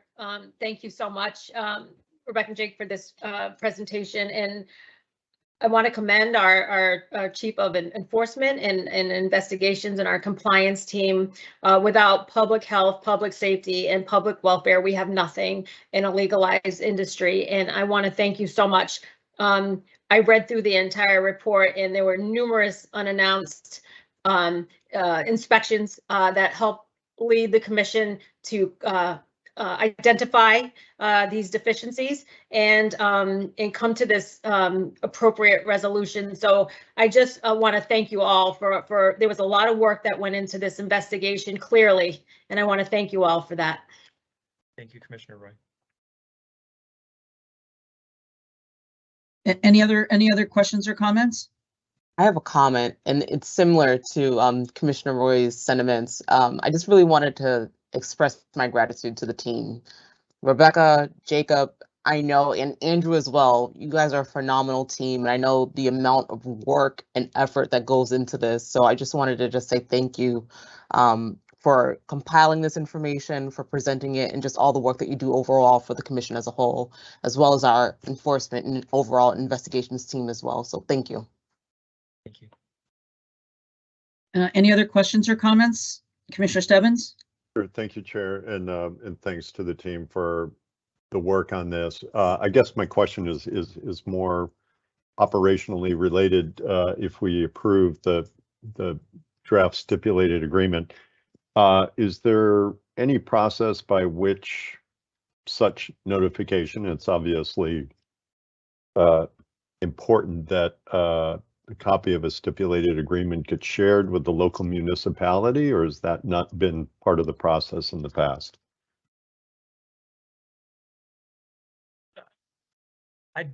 I am not sure if that has been part of the process in the past, but the stipulated agreement, my understanding is that the stipulated agreement will be posted on the commission's website and be available to the public. So the municipality would have access to the stipulated agreement. Okay, thank you. But if I could echo what Commissioner Stebbins just said, it might actually be a good policy, especially because this has been an ongoing problem for, a while. And I think that, both the licensee and the commission have done good work in coming to a smart resolution, but it might not be a bad idea. And I don't know whether, any of the other commissioners have any thoughts on this, on whether to affirmatively, let the local law enforcement, entity know what has happened. Does that make sense or does that not make sense? I'm just sort of putting that out there for the commissioners. I see the executive director on camera. What do you think, Mr. Director? I think it makes perfect sense. A number of things that we do, and Jacob alluded to it as part of his narrative as well. If we are going to be conducting either an inspection, announced, unannounced, an investigation, we do often partner with local law enforcement, local building inspections, local health departments, whatever the context may be. Another thing that we've undertaken too is part of our national conversation. If some of these entities are located in multiple jurisdictions, we would also notify those other states as to that settlement as well. So that way, we know that we would appreciate the return gesture, especially as there might be multi-state operators. We'd like to know how they're behaving in other jurisdictions. So we would, I think, encompass that into a lot of our outreach.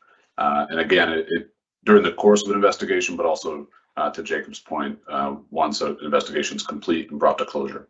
So. Right.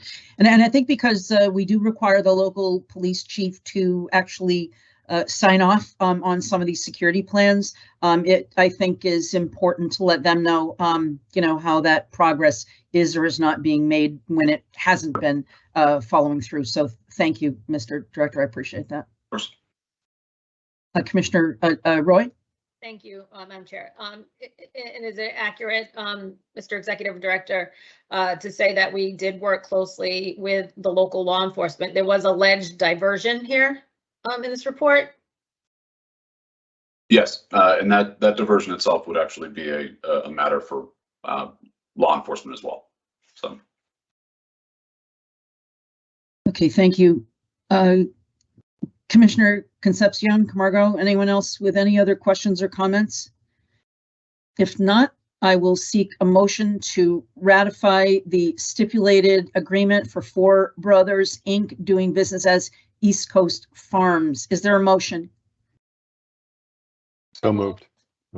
I saw Commissioner Stebbins first. Moved.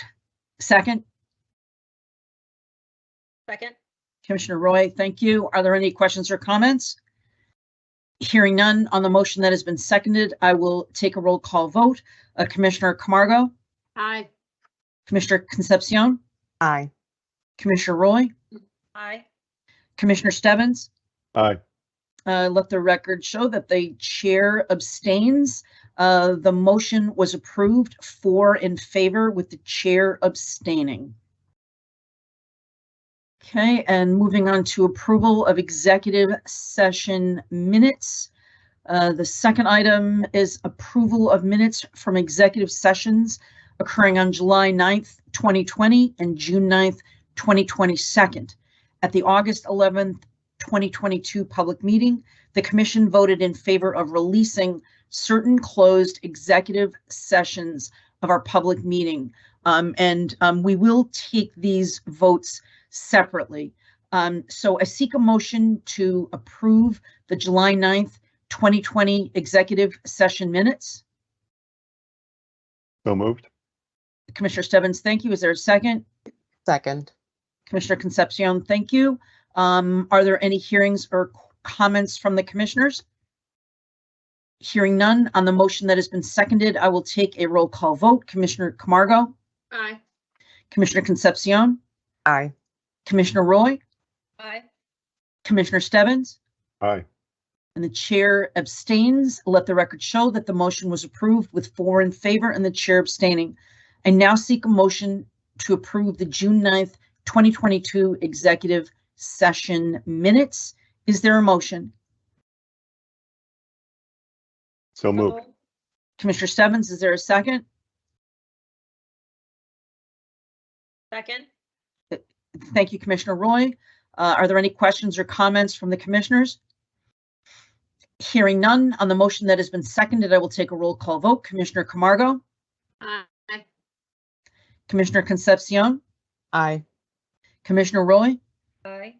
Commissioner Sorry. I heard you, Commissioner Roy. Thank you. Commissioner Stebbins. Aye. The chair abstains. Let the record show that the motion was approved with 4 in favor and the chair abstaining. Let's see. So we did 2nd, 9th, and then, okay. So wait a minute. Are we? I'm just making sure I'm not missing anything. So do we, should we be taking a vote on the August 11th? But that would, no, August 11th was just the vote on releasing these two. So I just want to make sure I'm not missing anything. Okay, great. Thank you. Okay, so moving on, upcoming anticipated public meeting topics. Commissioner Stebbins would like to address this. This last item is a continuation of the discussion from the August 11th, 2020 meeting regarding upcoming public meeting topics. And I'll ask Commissioner Stebbins to lead the discussion. Sure. Thank you, Madam Chair. Nothing really here to vote on.